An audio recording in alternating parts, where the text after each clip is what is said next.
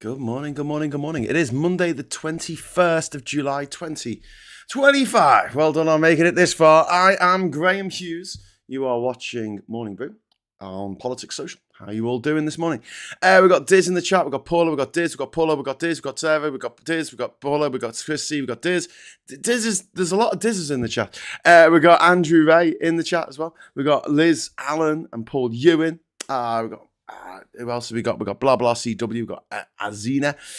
Listen, if you'd like to join Francis Winrow and others in the chat, and Gillian Hope, all you need, and Graham Haller, hi Graham, all you need to do is hit the subscribe button. Just subscribe to the channel and you'll be able to join the chat in real time. Don't be a troll though. Don't be a troll, my friends. Don't want you being a big, horrible troll. Go find a bridge to be a troll under. Don't be a troll here. Right, so we're talking about OFWAT. Oh my God! Well, we're talking about what's happened with the water companies today. Big report. Jon Cunliffe, who's former deputy person at the Bank of England. So clever person to put in charge of deciding what to do about water. Go find out where he went to school. If anyone could find out where Jon Cunliffe went to school, I'd much appreciate it. Anyway, this is just bonkers. We've been waiting for this report for ages. I did a show yesterday because we had some, we had a bit of a leak about the water report. See what they've done there? There was a leak. I think it was on purpose though. And it said that all they were going to do is basically get rid of OFWAT and replace it with something else. OFWAT 2.0. Great. But now that the actual, the 88 recommendations have been published. Is it 88? Yeah, 88. One of them is give everyone water meters. Friends, there is nothing in here about nationalisation. They didn't even look at it. They were told by the Labour government not to even look at nationalisation as an option. Friends, I haven't seen, and if it's there, no one's reported it yet, the idea that we run these companies, if we are going to keep them as private companies, as not-for-profit. There's nothing in there about that. The government banned bonuses of certain execs after water spillage. And the exec of Southern Water was told that he wouldn't get his massive pay rise. His bonus, right? Because of sewage that had been spilled illegally. This man had committed crimes against the environment. Tell you what, go out, right? Go on your high street, squat down in front of a police officer, take a shit. Yeah, pretty sure you'll be arrested. But this guy, no, he doesn't get arrested for literally taking a shit over all of our beautiful countryside. Now, they put his wages up. Because he couldn't get his bonus, they put his wages up to about £1.4 million. His wages, his salary. Is there anything in the report about that? Not that I found. I mean, it's still pretty early, and there might be stuff in there that I've missed. But OMG. And so they're not talking about running these companies as not-for-profit, like what happens in Wales, which was what was recommended by Phil Morehouse, if you wanted to save money on not nationalising it. But that document that said it would cost 90 billion to renationalise the water companies, that was put together by the fucking water companies. 4 of them. They valued Thames Water, failing Thames Water, at £21 billion. It's not worth a quid, mate. It's riddled with debt. It's got all this infrastructure that it never bothered to upgrade. Didn't build any reservoirs. Didn't separate the grey water from the sewage. Didn't even make an effort to do that. Didn't invest in separate storm drains. So when we do have big overflows, The fact that we don't separate our grey water from our sewage doesn't make that much of a difference. This is insane. Like, you know me. I'll just say it as I see it. I'm not going to be sitting here defending the government on anything, because I'm not part of the government. I'm not a spokesperson for the government. So I'm going to sit here and say, what the fuck? This is absolutely appalling. So the 3 takeaways from today are: they're going to replace OFWAT with another what, off. They're going to tell OFWAT to fuck off, and then they're going to get someone else to come in and be OFWAT. And they're going to take some of the, because at the moment it was kind of like spread across different agencies. So the environmental agency, which is fucking useless as well, said, oh, there's sewage here. Let's go and check the sewage. And then they reported back to OFWAT. It said, okay, something must be done. We're going to give a tiny fine to these companies, a tiny fine, to make it absolutely not worth it in any way, shape, or form to actually do anything about this. I don't know if there's anyone in the chat who wants to defend the government or defend this report, but please, let's have a talk about this. Let's have a discussion, because I'm looking at it going, what even is this, right? What even is this? Let's get into it, right? So the supposed solution to Britain's water crisis is more bureaucracy, more stress, more bills, same sewage. So we're going to have water meters. So we, the consumer, have one more fucking thing, right, to fucking worry about. Like, it's like life isn't stressful enough. A report came out today that people who are going to retire in 2050, which is me, if I ever do retire, which I doubt I ever will, are going to be substantially worse off than people who retire today. Thanks, boomers. Not all boomers, but, you know. Wow. And one more thing to stress about: how much water you use, you know? Because these domestic people in their domestic houses are just flushing the toilet 19 times a day, obviously. Not looking at the big water wasters, you know, industry, perhaps using a bit more water than they need to. Farming, maybe using more water than they need to because of irresponsible irrigation systems. Could look into that, but no, it's down to you again, as it always is. It's down to you. Monitor your water use, along with your electricity use and your air use. Jesus Christ. This is quite something else. Yuri, thank you very much for the first super chat of the week. Right, I'm not going to be here at the end of the week. Right, so what I'm going to do, right, I'm going to announce it now. It's only 10 past, right? I'm going to see if we can set a goal to get 10 super chats in during the show. I'll just set it at like £2 minimum. So, you know, I'm not asking for boosters here, but I'm going to put a 45-minute thing on that, and I'll extend the show. So there you go. If you want me to continue on past 10 o'clock. So wonderful. So there you go. We've got that goal. If you want to contribute to the goal for the super chats, keep this channel on air. Gonna have a substantial drop, I think, in money made on these streams this month. As like I say, I'm going to be taking a week off. I'm going to finally be taking a week off and like literally do no shows for a week. However, the wonderful Mike Dix will be stepping in my stead, and he'll be taking over and giving you Morning Brew Plus. That's really hard to say. In which he'll be bringing together one of his old live shows, Drawn Together. So he's actually going to be doing drawings while he's talking to you in the morning. So it might make a really nice change.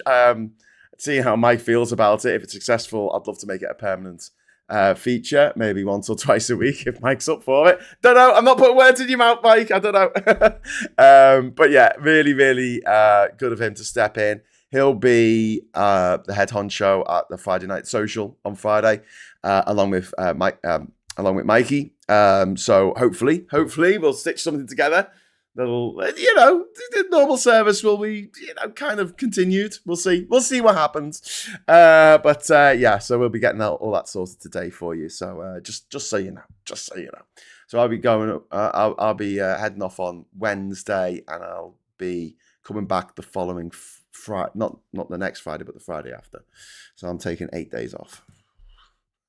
8-day break, and I really need it. I really need to focus on some of my other projects for a little bit, without the sort of disruption of having to do these live streams. Not that I see them as like disruptive. I mean, I basically can only do sort of one thing at one time. So if I want to sort of hyper focus on one thing, that'll be good. And I need to hyper focus on some other work at the moment. In time for September. Anyway, Alice Demkemp, thank you very much for the £5 super chat. To be honest, I don't know if this will affect Scotland as we have a different reporting system. Need to read the bill if it does affect the funding. No, it doesn't. I think this is just England and Wales, mate. From what I understand, it's just England and Wales. So there you go. Well-deserved week off, Graham. Oh, thank you, Veg Pie. That's very kind of you.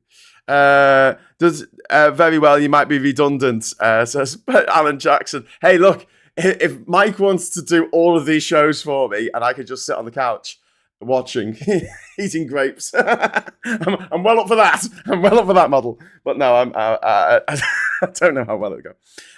Don't go past 10:30 as the Two Davies Angry Scott paper review is at night at 10:30. Is it? Okay. Chris says the government report is recommending that the water reports could avoid fines as part of a turnaround regime. Yeah, it is just, let's get into it. So, more bureaucracy, more stress, more bills, more sewage. OFWAT has been officially declared a failure. Didn't see that coming a mile away. That must have taken a long time to report on, mustn't it? Water wet. But instead of tackling corporate greed or bringing water back into public hands, we're just getting a shinier regulator. So, we're going to see 30% price hikes. That's baked into this report. We're going to see rising pollution. We're going to see raw sewage in rivers more and more for the next 4 years before they finally get on top of it somehow, magically. We've got Victorian pipes that can't cope with the amount of shit we're flushing down there, and there's still no plan for renationalisation. They didn't even look at it. And then Sir Jon Cunliffe, the other one, Cunliffe has been on the TV this morning saying, well, I'm old enough to remember how bad the water was in the 1980s. And I'm like, fuck off, mate. Fuck off. I hate that fucking argument. It was bad because it was wound down by the Thatcherite government of the 1980s that wound down all nationalised services to make them ultra shit. So when they were privatised, people went, oh, thank God for that. And then when you say, oh, this privatisation is not working out quite as well as we hoped, we're paying a lot more for, say, our phones or our water or our lecky or whatever. They'll say, oh, but do you remember what it was like? Yeah, they wound down the telephones in the UK before they privatised it, to the point where if your phone went on the blink, you could only hire a phone. You couldn't own a phone. You had to hire a phone from the phone company, and it was like this brick thing, with the dial thing on it, and you weren't supposed to plug in your own phone to the network. That was, oh no, don't plug your own phone in. So if you bought like a phone off eBay, not that eBay existed in the 1980s, but if you did, you weren't allowed by law to plug it into the system. You're only allowed to plug in phones that were recommended by BT, by the telecom provider at the time. And if something went wrong, you'd wait 2 weeks. You'd wait 2 weeks to get a new phone. You'd be without a phone for 2 weeks, and this was pretty standard. But it was run down on purpose by the government. The trains are the best example of this. In the 1960s, when Ernest Marples, the then Secretary of State for Transport under the Tory regime of the early 1960s, he sanctioned this daft bullshit report called the Beeching Act, or the Beeching Report. Sorry, not the Beeching Act. The Beeching Report, which led to the Beeching Axe, as in axe chopped down a tree. And they went to train stations on a fucking Sunday. They went there on a Sunday and went, oh, there's no one here. And with the little clipboards, and they went, oh, there's no one here. Let's shut down this train station. No one's using it. They looked at the very worst of it, And then in the 1980s, once they got rid of all the branch lines, once they got rid of all the alternative lines, so if there was a blockage on either the East Coast or the West Coast main line, there was no alternative. The trains just stopped. The whole fucking network ground to a halt because one of the 1,000 trains in the country broke down.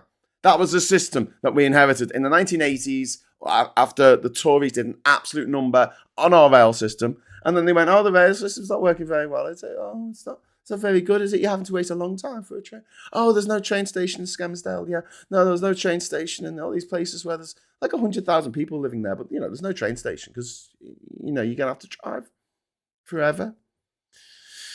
And so when privatisation rolled around, they got to say, oh, but remember what it was like? Remember what it was like before privatisation? Yeah, because you made it shit on purpose. You made it fucking awful. Alistair, thank you very much for the £2 super chat. To be honest, I don't think this will work in my opinion.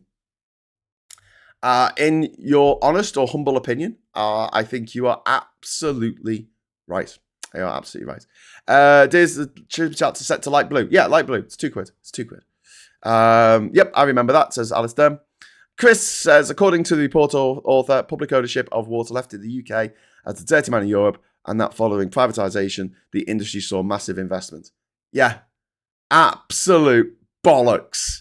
How much bollocks are you prepared to fucking swallow? Because that's a lot of bollocks. You're being teabagged here by a fucking giant with giant fucking bollocks, right? Because that is such immense bollocks.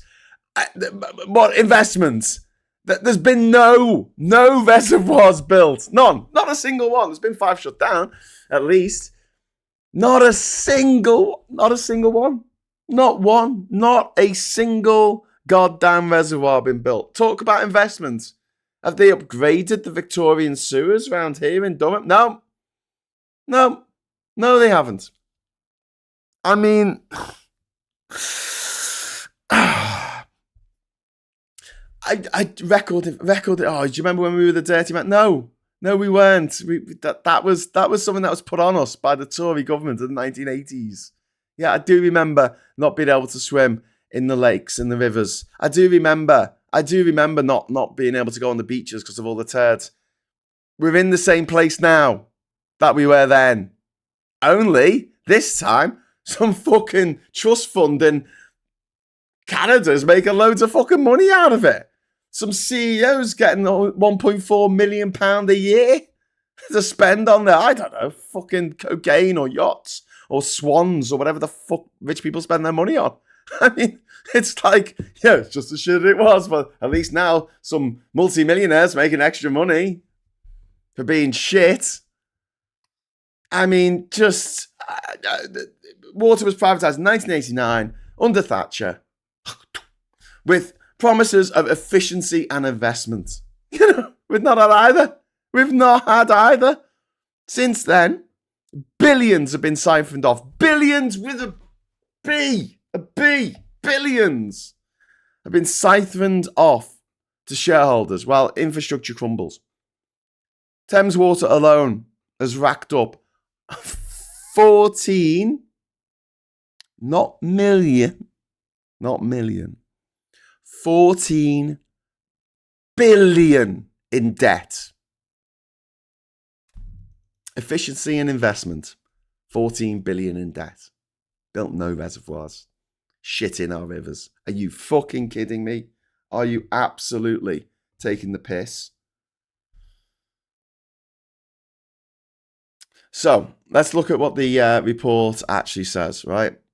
So from the 88 recommendations, they're going to replace OFWAT, or this is the recommendation, the Drinking Water Inspectorate and parts of the Environmental Agency, with one mega regulator in England and one in Wales. 8 new regional water planning authorities to coordinate investment. Compulsory water meters for everyone. One more thing to stress out about. A water ombudsman for complaints, basically a glorified consumer, customer service line. Yeah, I'm going to report you to the ombudsman. Yeah, we had to report our electricity people to the ombudsman. And it took a year to get resolved. In that year, we were paying much higher bills than we should have been. Because they wouldn't change the fucking meter. The faulty fucking meter. We had a faulty electricity meter. And every time Someone came from the electricity company to say, oh, I'm here for the electricity company. And I'm like, oh, good. Are you going to replace the faulty meter? And like, no, we're going to turn it off and on again. And I'm like, we've done that. We've done that 17 times. We need to replace the meter with another one. Oh, it won't fit in the box. No, you can replace it with exactly the same one that's in there right now, because it is not a problem with the signal. It is not the problem with the transmitter. It is not a problem with a bunch of other stuff because the gas is working, gas meter's working. You know, it's a problem with the lecky meter. Just replace that. Just take the old one out, put a new one in. Bob's your uncle. You had to get the ombudsman involved. The saga went on for a very, very long time. I say a year. It was more like a year and 10 months before they actually finally got around to replacing the meter, which is what needed to be done. So hooray for the ombudsman. I think we got 100 quid off a bill. That'll pay for our lecky for like a week. And then I really need a shave. I'm going to have a shave today. It's no fun having a beard. Does anyone like having a beard? I hate having a beard. Like having shredded wheat attached to your face. Compulsory water meters for everyone. A new water ombudsman. And then tightened rules for ownership and dividends, but only at the margins. Stronger environment. There's nothing like the CEO. No, anyone in the company can only be paid, let's be generous. Let's say 4 times the amount of the lowest paid employee. So if the lowest paid employee gets paid $25,000 a year, then the highest paid employee, the CEO, gets $100,000. That's it, capped. If you want to pay the people down at the bottom, you want to pay the people actually cleaning out the fucking sewers. If you want to pay them 50 grand a year, you can. But then, and then you can put your wage up to 200 grand. There you go. That'd be fair, I think, wouldn't it? Not that they're going to do that, because why would they? They're going to have stronger environmental oversight and more government direction, but it'll still be privatised. It will still be a for-profit business. And what do for-profit businesses do? They try and make as big a profit as possible. So they'll look at ways, they'll have a meeting, right? They'll sit around the boardroom and they'll go, how can we make the most amount of money out of this situation? Okay, we'll give everyone water meters and we'll charge them through the nose. Everyone's bill will go up. Okay. And are we actually going to build any new reservoirs? Fuck that. We're not fucking building reservoirs. Nah. Well, are we going to do anything about the shit going in the rivers? Oh, well, hang on. Let's do the equation. What's the equation? Right. How much do we get fined? About 20 grand. How much will it cost to fix? About 20 million. Yeah, let's just keep paying the fine, eh? No nationalisation. Cunliffe was told by the government, by the Labour government, to not even consider it. There's no end to the profit model. Water will remain a monopoly run for the benefit, not of you and me, but of fucking shareholders. Honestly, fuck that. Fuck that so hard. And there's no guarantee bills won't keep rising. In fact, in this report, Cunliffe admits bills will jump another 30% over the next 5 years. Meanwhile, the cost of living is going up, wages have stagnated, the economy hasn't grown since 2007.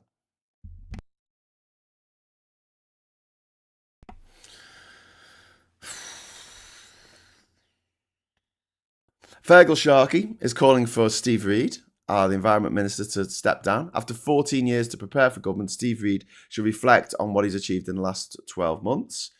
Feargal said, he says the heart of the problem is corporate greed, which it absolutely is, and the exploitation of both bill payers, us, and the environment. Where we actually live. Not where the water company CEOs live, because they live in fucking Saint-Tropez. On a fucking ski fucking lift. On a yacht, ski yacht. Doing cocaine, possibly. I don't know what... The only thing that they could spend this much money on is like just the maddest cocaine habit. Do you know what I mean? They've got so much money. Why do they need so much money? Who needs to earn over £1 million a year? £1 million? What are you going to fucking spend it on? And then you got these gobshites, these hedge fund managers and these, investors overseas earning even more than that, 1,000 times more than that. What the fuck do they spend their money on? My God. Surfers Against Sewage have called the report lipstick on a pig. A superficial makeover that keeps the same rotten system. Won't stop sewage dumping. Won't stop profiteering. Feargal Sharkey said there's nothing competitive about running a monopoly. And he's absolutely right. This is a fucking whitewash designed to protect the water barons, the Baron Harkonnens of the fucking water industry. And they're pretending to do something while they're letting the scam continue. I think this is an absolute fucking disgrace. And it is no surprise that Parliament packs up for the summer tomorrow. Because they're like, I'm not going to answer questions about this. Nah, fuck it. Fuck it. And it is just a huge, as far as I'm concerned, a huge fucking con. Let me know what you think in the chat, because your mileage may vary here. But, oh my God, like, seriously. Christopher Bowles asks, did the council water companies borrow money to pay investors a dividend? Macquarie did, and that's why non-competitive monopolies have no business in private hands. You're absolutely right. And then we got Chris C. The report gets worse. He suggests that high salaries and bonuses are needed to retain CEOs. Yes. Yeah. Yeah. You got to get the best. No, you've got to get the most selfish, evil, and greedy motherfuckers you possibly can. That's who you've got to get. The selfish, greedy motherfuckers who couldn't give a shit about public good. They just want to feather their nests.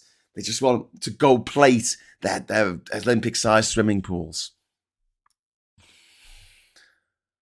Government has said that nationalisation would be too expensive, but conveniently ignore the fact that we're already paying more in bills to line private pockets than it will cost to run publicly. They could buy back these fucking systems, these water companies, for pennies.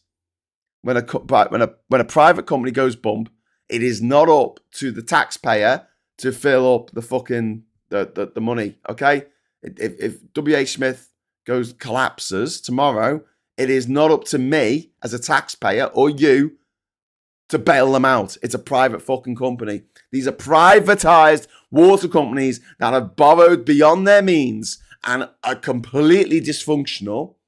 Fuck them. When you say, oh, Thames Water's worth 21 million, is it? Is it, darling? Is it?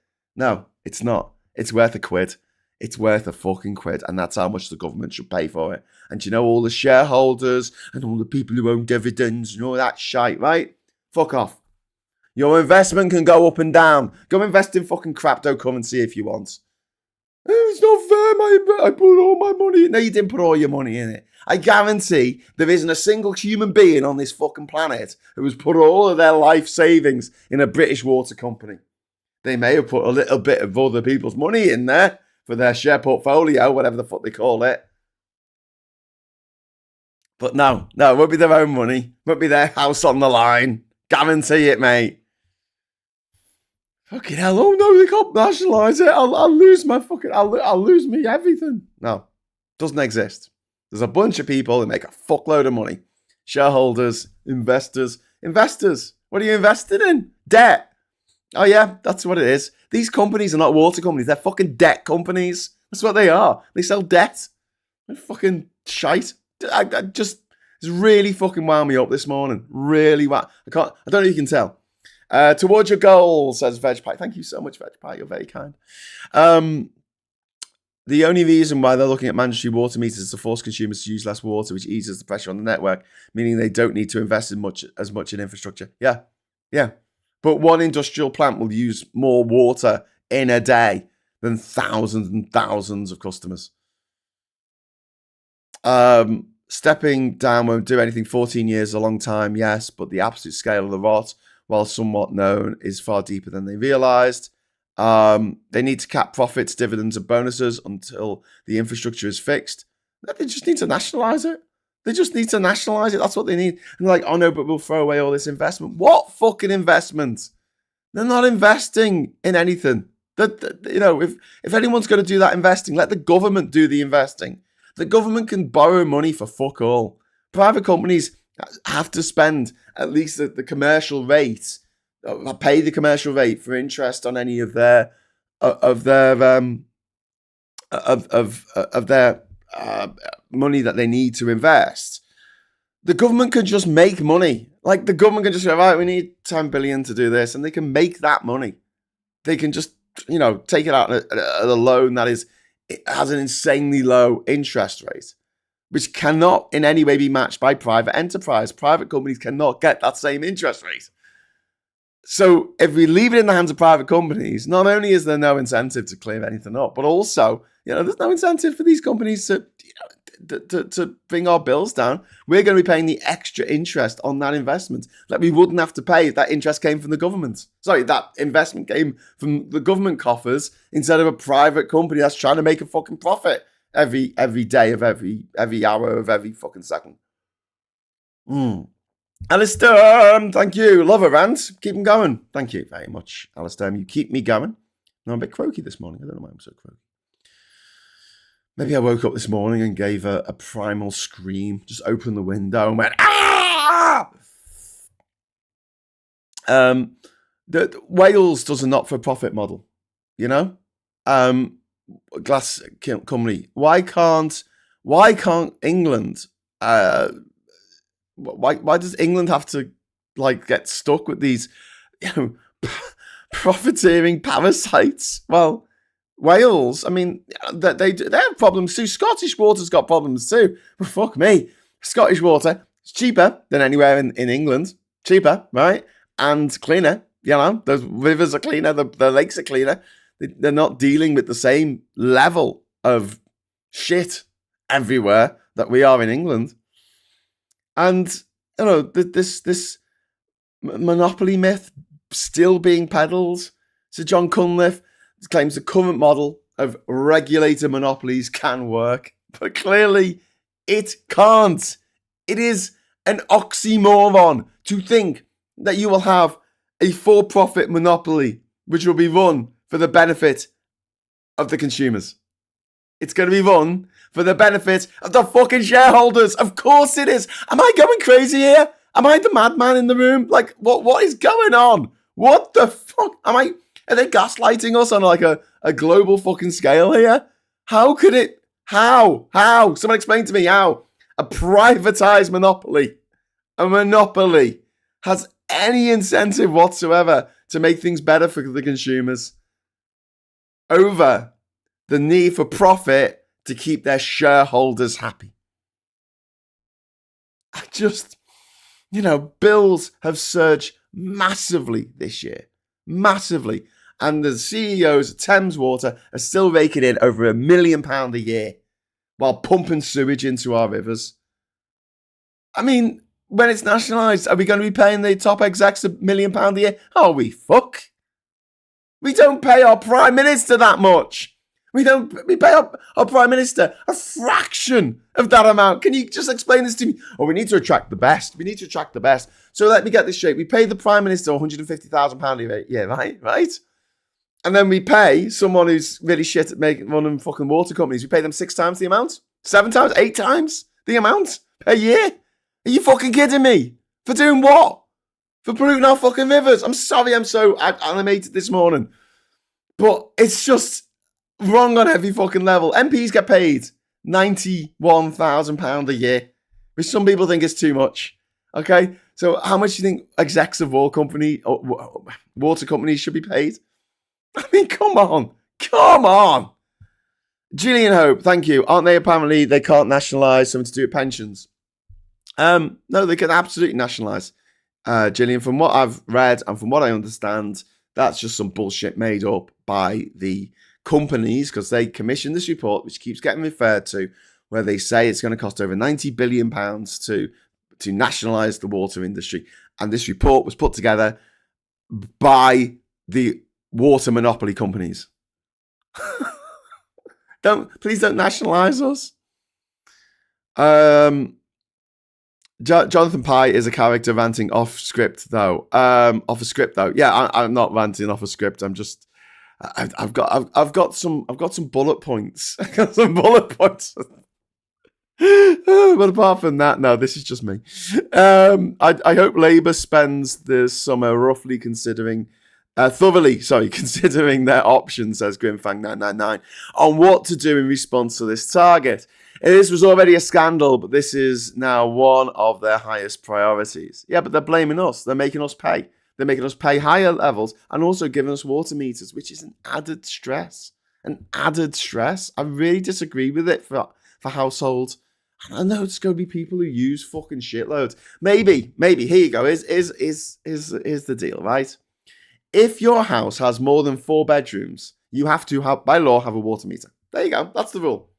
Is that a rule already? I don't fucking know.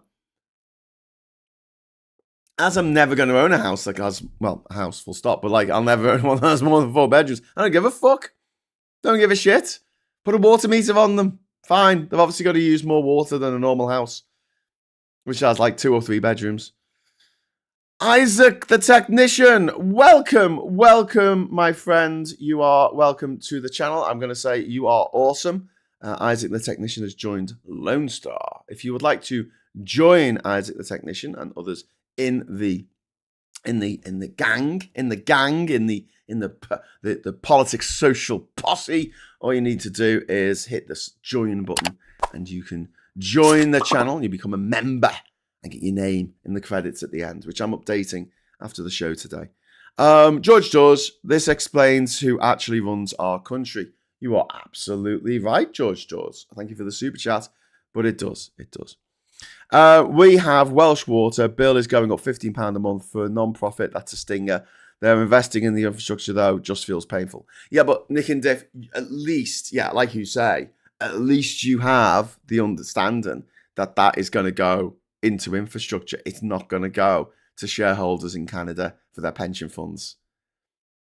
I mean, the fact that I am propping up fucking pensioners in Canada with my water bills, the fact I'm propping up cheap public transport in Germany, in the Netherlands, in France, every time I get on the fucking bus or on the train in this country, I'm propping up other countries' regimes. Well, how is that right? How is that fair? You know, they make a big thing, don't they? All the fuckers, they make a big thing about giving aid to other countries. I'm like, okay, I have no problem with giving aid to developing nations, especially countries that were once part of the British Empire, where we went and raped and pillaged and just stole all their shit. We put it all, the loot, into the British Museum. You go and see it if you want. It's disgusting. It's fucking vile that we went to these places and we stole all their stuff, and then we put it in a museum, and then we made a law in the 1950s saying that we can never give this stuff back to those countries because we've got a law saying that we won't. A law that should be overturned tomorrow. We should have duplicates, copies made of all this stuff, Rosetta Stone, the Benin bronzes, the Parthenon marbles, and we should give them fucking back to the places where they came from. But yeah, I have no problem at all with giving reparations or money, funding, aid, charity, whatever it might be, to countries that are developing, especially ones that are developing because of what Britain did back in the past, right? I do have a problem with giving money to some of the wealthiest countries in the world to subsidise their public services, because we're privatised ours, and their state train operator, DB Barn or SNCF, have invested in on our rail and our bus infrastructure in this country. Public transport is a fucking disgrace. The public get the services that no public would deserve. You know, it's just horrific, and it's so morally bankrupt for us to do that. If we've got extra money left over at the end of the day, why don't we give it to countries that need it, rather than already rich countries that absolutely do not need it? But this is the system. We're told that it must be profit over everything, profit over human worth. The worth of money is put above that of a human life, of human dignity, of human happiness. Why don't we have a fucking happiness index in this country? I mean, all these different places could outdo each other for who's the happiest. We get a fucking Mr. Happy award at the end of the year that goes to one particular jurisdiction. Oh, some valley in Wales is found to be the happiest. Maybe like the Happy Valley is found to be the happiest place in the country. The Vale of Glamorgan is found to be the happiest. The Yorkshire Dales is found to be the happiest region. Wouldn't that be boss? The National Happiness Awards, and we give like awards to people for like making people happy. How about that? Oh, you cheered all these people up. Here you go. Have a fucking award. But no. We give awards in terms of massive, massive profits, massive, massive fucking salaries, massive bonuses to people who literally make us unhappy. People who make our lives a fucking misery. They get the gifts. The girl with all the gifts. Can you believe it? How topsy-turvy. How fucking crazy, eh? Like, just, yeah, Ken Dodd will be spinning in his grave. Yuri, thank you very much for the £5 super chat. The British Museum is just a state-owned cash converters. That is very true. Tory farmers, aristocracy and landowners get water subsidies with their share profit, says Andrew Ray. Yeah? Andrew, you're completely right. And what an absolute disgrace. What an absolute disgrace. Isaac says, feels intractable. No matter what you do, it causes economic shockwaves that spook investors, more importantly, voters. Yeah, but I mean, like what Nick and Diff said, I would be happy to see I'm not happy, but, you know, if my bills went up by 30%, I would be much more chill about it if I knew that 30% rise would all go on new infrastructure. All of it. Every fucking dirty penny would go on new infrastructure. But it won't. I know for a fact that some of that money is going to go to shareholders dividends. Some of that money is going to go to proper pension fund in Canada. Like, what? What the what? What? No. Stop it. Just fucking stop it. This is absolutely ridiculous. And I feel like people aren't angry enough about it because this is just absolute fucking madness from the top down. It is absolute madness. And they're gaslighting us to go, oh no, it'll be better. It'll be better in 4 years' time. There'll be less shit in the rivers. Will there? Will there? I mean, that's not saying much. There's so much shit in our rivers. Every single water course in this country is now polluted with sewage. Every single one. There isn't a single river, stream, inlet, river, lake. You know, Lake Windermere is full of shit now. All the beaches have got turds all over them again. Is there a single place where you can actually surf without fucking surfing past a floating turd? No. Go swim the channel. Have you spoken to people who swam the channel? Have met anyone who swam the channel? Yeah. Worst thing about it, all the shit. You're literally swimming in sewage. Yeah, don't get a mouthful of that stuff. Paula, thank you very much for the £5 super chat. Public transport in this country is state-owned, just not by the British state. Yeah, Paula, what point? Good point. Well made. Thanks for the super chat. Yeah, it's nationalised just by the wrong nation. Absolute craziness. Do water meters include a daily standing charge as well? I assume so. I don't have one, but there you go. I'd like to find out. My mum is joining the chat, so I'm gonna tone down the swearing. Hi, Mum. How you doing this morning?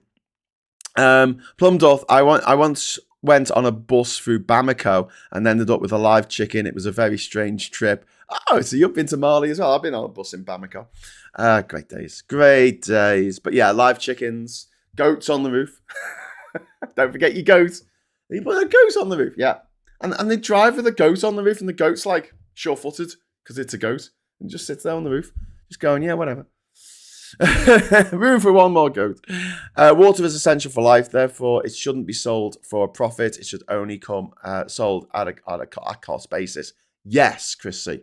Couldn't agree more. Could not agree more. So, you know, bills have already surged. Cunliffe said they'll rise by another 30%. The decades of underinvestment by the privatised water companies now require £1 billion worth of 100 billion pounds worth of upgrades, which we're going to pay for, not these companies that have been driving this into the ground. And who's really to blame here? You know, successive governments, Tories and Labour. Don't forget, from 97 we had 13 years of Labour, then we have 14 years of the Tories. Now we've got Labour again, and they'll seem to be much better. The rot seems to really have set in. The regulators have been toothless. OFWAT itself was more focused on keeping shareholders sweet than protecting the public against raw sewage. Can you imagine sitting down as one of these bastards who sit on these fucking boards, all privately educated, I'm pretty sure, going, well, we could, stop all this shit going into the rivers and streams and stuff, but, that would affect Uncle Monty's profits. He's got a major shareholding. He's a big shareholder of this water company, and he needs his quails. He needs his gold sprayed quails, or whatever the fuck he eats. He needs his caviar, darling, doesn't he? I mean, imagine Uncle Monty having to go for an entire day without a bottle of Dom Perignon. Fuck, I hate them. I fucking hate them. I'm with the comic ship presents Eat the Rich. Somewhat ironic, as nearly everyone in that particular film by the comic ship presents was actually privately educated. Oh, well, that's another story. There's the new regulator. I mean, who cares? Who gives a shit? Scrapping off what sounds dramatic, but it doesn't touch the ownership model. It just shuffles the same problems around under the new logo. Like, it just gonna make no difference. With the Victorian pipes that we got, with the no separation of grey water and sewage, well, there is some limited separation of grey water and sewage in some new builds, but generally speaking, it just all goes into the same sewer. Plus, climate change means that flooding is going to become more and more regular. We're going to get more and more floods. We need storm drains put in to accommodate for this. And one of the most horrific things about the flooding that we get is that when these houses and floodplains flood, and in Lincolnshire or somewhere, it's not just water coming into people's houses. It's sewage. It is sewage coming into people's houses, Like, it stinks. It fucking stinks because it's sewage. And then that's it. The ground floor of your house, you're going to have to replace not just the carpets and you got to replace all the fucking floorboards. And, there's so much work to be done. And then a year later, it fucking floods again. Insurance companies are refusing to insure places against flooding because it's going to become so much more common because of climate change. You're going to have more extreme weather. We're going to have these heat waves where the ground compacts, the ground gets very, very dry, and then we have these downpours, and the soil can't absorb the water as effectively as it would if it was a normal fucking weather cycle, and so the water runs off the top, doesn't get absorbed, goes into the streams, into the rivulets, into into the rivers, and makes them flood. Because it's not getting, maybe in the past, 50% was getting absorbed by the soil that it landed on. Now, not anymore. It's just getting, because the soil's fucking baked, it's only collecting, let's say, 10%. So the rest of the water's going down into the river system and causing floods. So climate change is something else that our successive governments have done fuck all about. We should be, in 2025, we should be 100% renewable British energy. That should be where we are today. We knew about climate change in the 1980s. We should have put things in place back then. Solar panels, wind turbines, tidal power, nuclear power if necessary. There were ways, we talk about batteries.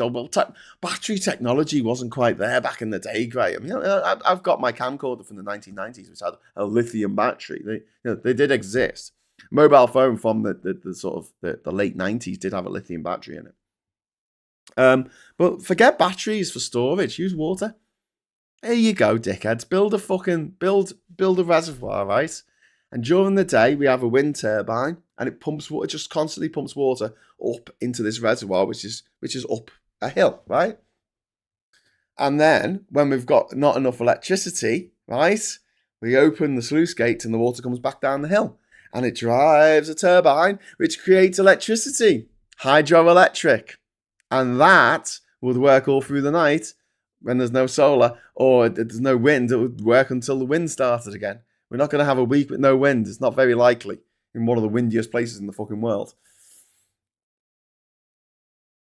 But costs a fraction of what it would cost to get batteries to do the same thing. All you're doing is storing energy. You're just using gravity to, you're using electricity to pump the water up, and then it's there. And then, do you know what else you've got? Another fucking reservoir. You've got another fucking reservoir. How good is that? How good is... And all the water in the reservoir can be reservoir water. That some of it's come from the sky, some of it is rain, but a lot of it will be filtered on the way up, so you're not getting any toxic slime up there. So it'll be quite a clean reservoir overall. But no, we're not going to do that. We're going to fucking do. I don't know. Spills now happen of sewage. The system's so broken and so fucked up that spills are still happening even in dry weather. The amount of water that's lost by leaks, because these water companies have really no incentive to plug those leaks anytime soon, is more than will be saved by putting in a hose pipe ban when we have dry weather. Like, every year, thousands of illegal sewage spillages go into our rivers and onto our beaches and into our lakes. And the companies monitor themselves. They're currently self-monitoring, which means firms report their own pollution. And they're allowed a certain amount of pollution. This is one of the maddest rules in the, that they have to abide by. They're allowed to pollute if it rains a lot. Because they say, well, the water levels get too high, and because the grey water and the drain water is mixed in with the sewage water, we can't get it all to the processing plants. Just what the fuck? What the absolute? And I understand and appreciate that we do have an old system in place, but there must be a better way than what we've got at the moment. There must be a better way to channel the household waste away from the storm waste. Like, when there's a storm, some system kicks in so that there's an extra fucking gully or something that allows the water to get down into the river. And you don't necessarily need it to be underground. You could have deep dips at the side of the road that are just separate, that are separate from the sewage system. Put a bit of metal on top of them. Put either side of the road. I assume, not an engineer, but have a gully that you put a drain cover on all the way down. Like long ways. And when there's a lot of water, it'll go down there, so it won't necessarily disrupt the actual pipes underground. I don't know. There's engineering solutions to pretty much anything.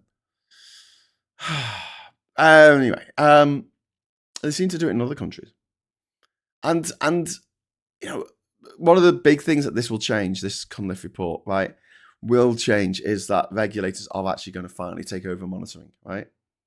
So they're allowed to pollute a certain amount. So they said they'll turn up to OFWAT and say, here's how much, or the environmental agency, the environment agency, here's how much we've polluted. And they're like, okay, oh, we've got a minute left. We've got a minute left to put in 2 super chats. We've got a minute for 2 super chats for me to rattle on. Otherwise, I'm going to quit in 5 minutes. I'm going to go home. I'm going to take my ball and go home. Oh, I'm home. Hang on. I'll go back to Liverpool. Sod you all. So the regulators used to have this deal where you self-report and they go, oh, that's all right. You can put a little bit of sewage in. But what they didn't report was illegal sewage dumping. But the OFWAT and the Environment Agency were very not proactive in looking for these leaks. And it was down to campaigners like Feargal Sharkey, Surfers Against Sewage and stuff, to do their own reports and go, hang on, the levels of sewage are above what these companies are legally allowed to do. But let's just have a think about this for a moment. Under the old system, these privatised company, and under the new system as well, okay, the privatised water companies are allowed to pollute to a certain degree. Do you not see the problem there? Do you not see the problem? It's like saying, hey, I've got an idea. We'll set up this company and they're allowed to poison people. We set up this food company, a fast food company, and they're allowed to poison people to a certain degree. I just, yeah. It's on a little bit of a tangent here, but I saw a great little TikTok yesterday. And it was about fonts, and it was about how we have Chinese-looking fonts and we have African-looking fonts, but they're invariably made by white people in America. And it demeans the culture of the place that they're supposed to denote. which is a good point. But the person talking about it was because I'm obsessed with fonts as well. Was talking about having an American what it would be like if they had an American fast food place that was like a blood splatter font, and inside it was all like bullet holes in the wall and like guns all over the wall and stuff. And she's like, "How offensive would this be to Americans?" And I'm looking at this going, "Wouldn't that be fucking great? Murder burger." Like the all-American experience. You could have like in there, you could have like a petrified child hiding in the locker as their mascot. Instead of a clown, you could have a petrified child hiding in the locker at this true all-American fast food place. And then just take this pastiche of what we think of America as this terribly violent place where your child is 1,000 times more likely to die a violent death. I'll say that again. Compared with the UK, a child in America is 1,000 times more likely to die a violent death. That's fucking terrifying. That is, oh my God. Like, I would take my kids, or my partner's kids, on a trip to Tehran before I would take them to Washington, D.C. I swear it. Like, I'm not saying that to be all like, man, I am. I've been to Iran. I've had a really nice time there. And I know the issues at the moment, but oh my God, your kids would technically be safer at the moment in Yemen than they would be in America, statistically speaking. George has been a member for 22 months. 22 months of George. Thank you, George. You are the best. You're the best. Remember, we voted Labour to get the Tories out. Labour may still be nominally preferable over the Tories and reform, but seemingly less session by session. Yeah, I agree, George. I mean, this is not covering Labour in any kind of glory, what is happening here. I mean, imagine letting a company just kill a few people with their food. You know, their murder burgers, right? You pay, and they go, "Oh, we only kill." You're allowed, right? You are allowed by law to kill 5 kids through food poisoning a year. 5 kids, you're allowed to just kill them dead. But 6 kids, well, you'll have to pay a fine for the 6th one. The first 5 are free. And I'll say this again: if you pulled down your dacks in Liverpool city centre and took a big shit in the middle of the Paradise Street project, right? Someone will come over to you and put fucking handcuffs on you and take you away. That's exactly what would happen. And yeah, these water execs, I keep saying oil execs because it's almost the same thing.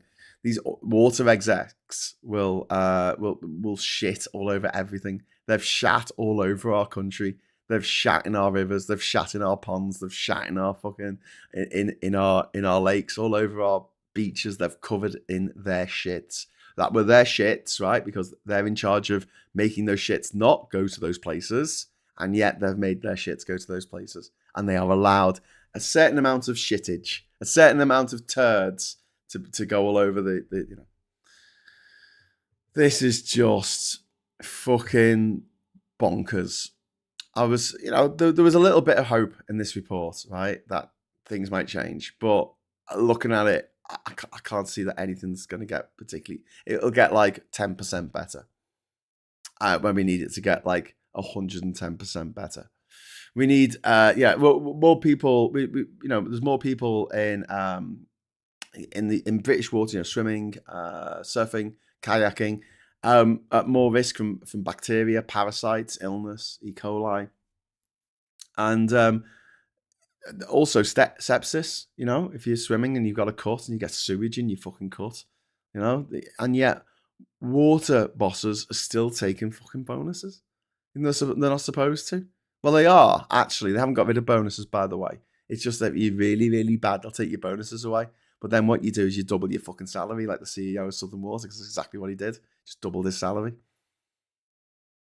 So he's had a meeting where he sat down with his bunch of fucks that he works with, and he sat down, King Fuck there, and gone, "Hey, listen, sorry for the swearing, Mum, but this really pisses me off." He's gone, "Listen, the government said that I can't take my bonus this year." I know. Yeah. So because of the shit failing company that I'm overseeing. So I'll tell you what. We're going to vote on the board, right? The board. We're going to vote to just double my wages. Oh yeah, double your salary. That's okay. We'll vote for that. They actually took time out of their busy working day of not polluting our rivers and not polluting our beaches to do that. Did they? Is that what they did? Jesus Christ. And here we go. You pay more.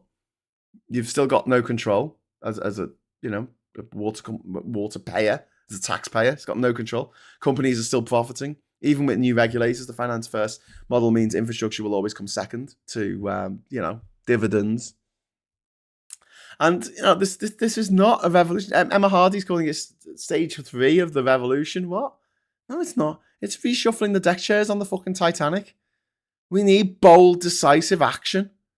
But there's no systemic change here. There's no systemic change presented. The Cunliffe report is keeping the same failed framework in place, which is we have privatised water companies that are run for profit. There's all your mistakes right there. If you want to meet me halfway, I'll say, well, don't run them for profit then. But they're not even doing that. They're not even meeting us halfway. We don't want just another regulator. That's not the important bit here. The important is changing the whole way the water system works in this country, because water should be a human right and we should be paying cost for it. That's it. We should be paying the cost. We shouldn't be paying extra to feather the nests of already rich people. I'm sorry if that seems revolutionary to some, but it's really not.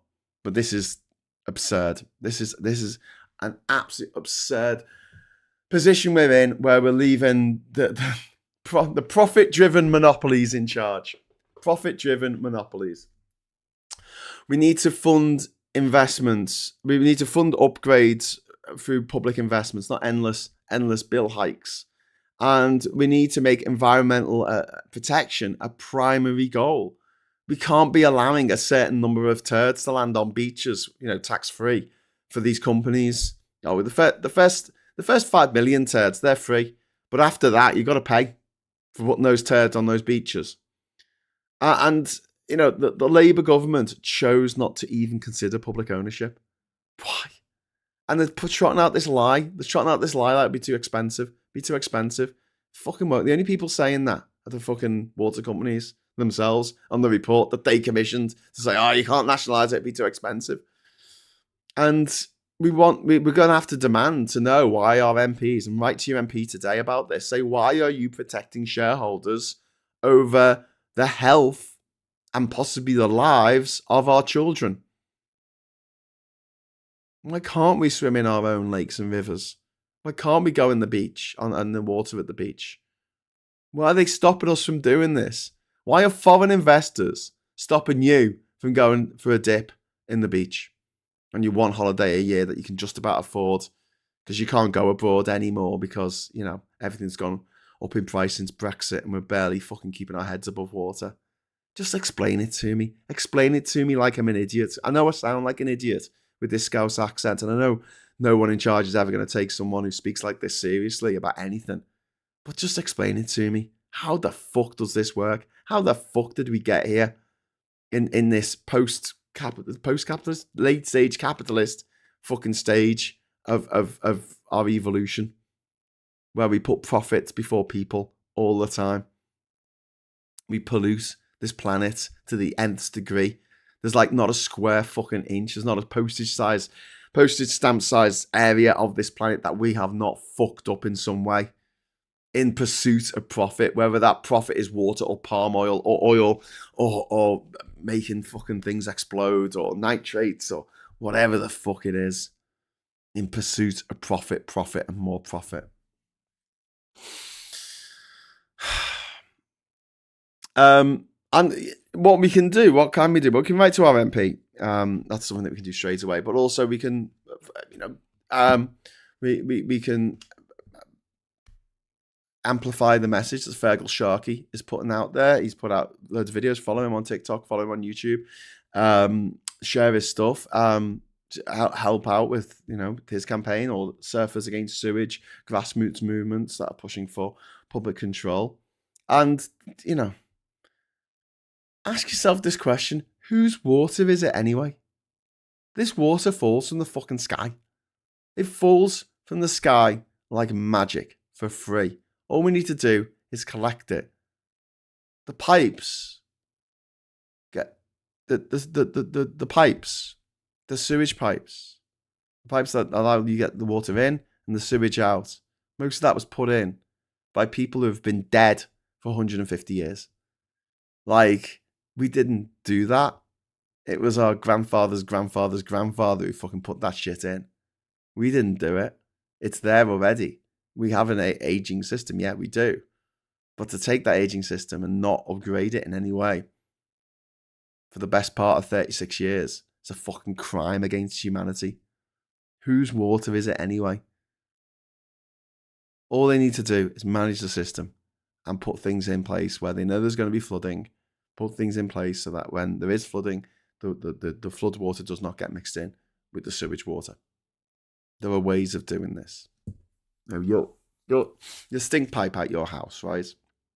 Or soil pipe, I think it's called, from your toilet. It's a closed system, you know. It doesn't necessarily go out into the it doesn't drain into like the one on your roof. The drain pipes on your roof are different from your soil pipe in that your soil pipe goes right into the ground and then comes out into, you know, the sewage. Now I know it all congregates and then goes out into the main system, but at that point, at the point of collection, if you like, in your house, it is a separate system, and the decision was made somewhere along the lines, you know, the Victorian era, that your shit pipe and your water, your grey water from your dishes, and also the water from your roof that comes down when it rains, all merges into one and goes out into the sewage system. Which is something that we need to, you know, we need to fix the system. We need to fix this system because it's not great in places where it floods. Now, I would argue that where I am, I'm not aware of any mad floods that we've had, but I am aware of like sewage being put into the local rivers. I've looked it up online and said, yeah, these rivers have sewage in, so that the girls can't go down to the river near us and paddle in the water because there's shit in there. And I mean, yeah, the fact that there's been no investment in this in 36 years just absolutely boils my piss. There's been no large scale investment, no new reservoirs built, no new systems put in, no substantial upgrades. It's all been fucking patchwork. It's all been like, okay, that pipe's broken, let's fix that pipe. Let's drill down, fix that pipe, and then that pipe's fixed. We need a wholesale look at our water system, and it's not going to come from people who want profits at the end of the day, who are obsessed with profits, who actually sat down last week or whenever it was and had a meeting about the CEO not receiving enough money. Quick, there's an emergency. What's happening? We need to convene everyone from the board. We need to get together. Are we going to talk about all the shit in the rivers? No. Are we going to talk about hosepipe ban? No. Are we going to talk about this? No. Are we going to talk about that? No. We're going to talk about my money, right? Because I'm the CEO and I want more money. I like money. Give me money. I don't know how anyone can defend this system with a straight face. I saw a couple of Labour ministers on TV this morning, and they were all asked, like, why aren't you just nationalising it? And the excuses they gave were so craven, so ridiculous. So, like, what? Really? Hey? Well, I'm not prepared to put this debt onto the taxpayer in the UK. I'm like, I pay tax and you're putting my water bill up by 30%. I've got an idea. When you fucking nationalise it, right? Just buy all the companies for £1 and then leave all the fucking investors to fucking suffer in their jocks. Your investment can go up and down. I am under no moral or legal or financial obligation to help out someone in Canada who gambled and lost, right? You put money into stocks and shares, the price of the stock disappears. Sorry, mate, but, you know, that's the risk you take because you're literally gambling, okay? And then we could have a system that is nationalised and pay for through taxes. And what do? You put the taxes up for the rich. Put a wealth tax, 2% on anything earned over 10 million a year. Suddenly you've got tens of billions of pounds more to spend. Fucking great. Cool. Spend it on sorting out the fucking water. And then they gave this like false dichotomy of like, well, we can either support the NHS or we can sort out the water. We can't do both. Fuck off. I hate it when politicians come out with bullshit like that. It's just as bad as refuck last week saying, well, we can either, look after the environment or we can help children with special needs. But we can't do both. Of course you fucking can. Write off the debt, says Diz. Yeah.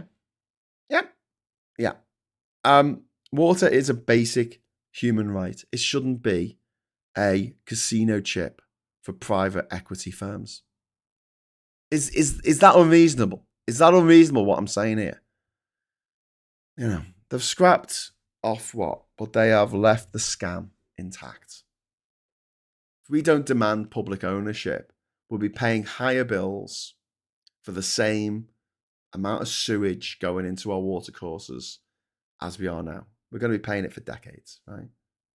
Enough is enough. Like, we've got to have a wholesale redo of this. And there are people who are firmly on the right, people who support refuck and all those knobheads who would support the renationalisation of water.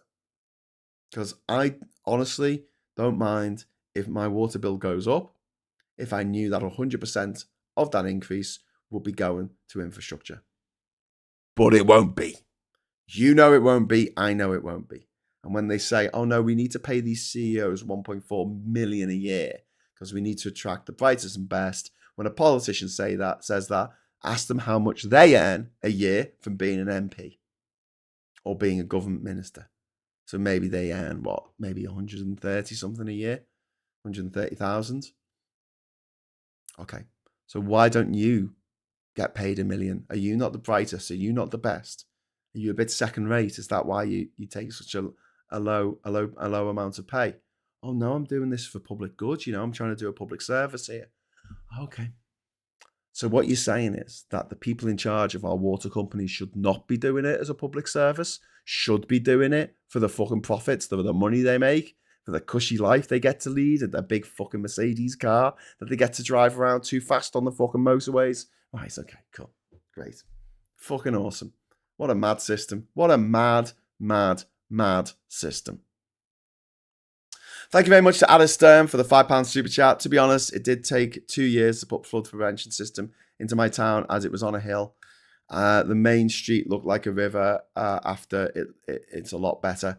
But that would be the central government funding. I don't think that any of that funding will come in from the water companies to do that. Flood defences are paid for by central government, as far as I know. So you're paying through that for your taxes. Your money that goes into the water companies, most of that's going towards shareholders' dividends or to pay the interest on the massive loans that these motherfuckers have taken out. How much loans did these water boards have? The water boards before 1989, how much did they take out in loans? Oh yeah, nothing. Zero, zip. I'll tell you what else is ridiculous, right? Since Welsh Water got separated off from United Utilities, in the northwest, we ended up not being able to get water in Liverpool from Wales. We used to get water from Wales in Liverpool. Now I don't think that we do, and then we get limescale. We never used to get limescale. It's fucking great. Nice clean kettles. Up here in Durham, we don't have any limescale. One of the things that I really, really, really hate about London is you can't get a decent cup of tea because of all the fucking limescale. And I know you can get filters and shit, but it still tastes like fucking metal. To me, I'm used to soft water. I'm not used to the fucking hard water that they have down in the south. It's just horrible to me. It's like that metallic tang to it. You can try and filter it out, but it's still there. Water's got memory. Homeopaths have told me that. Water bills have increased so they can pay for all those fines they've slapped on them. Yeah, exactly. Like, they don't pay the fines. The chief exec does not pay the fine. He fucking should. You fucking should. That's it, So you've paid yourself 1.4 million pounds this year. Okay, so we're gonna fine you 1.4 million pounds for being really shit at your job. Literally, shit everywhere because of these motherfuckers who are allowed to commit as much crime as they like. A crime a day keeps the regulator away. Unbear-fucking-leavable. Judge George, thank you very much for the £5 super chat. We don't pay for the actual water. We pay for the service of having clean water supplied into our homes and our poo taken away with one flush. Yes. Yeah, it's true. Over in Sefton on Merseyside, water was very hard.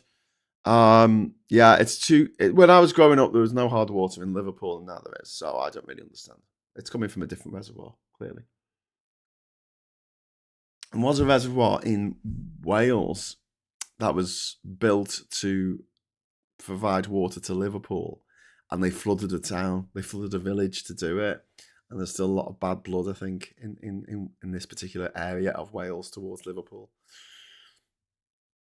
because now we don't even use it anymore. We don't get lime scale in Liverpool, Graham. Good, Martin Houghton. I'm sure that the water's not as good in Liverpool anymore. I might just be making it up.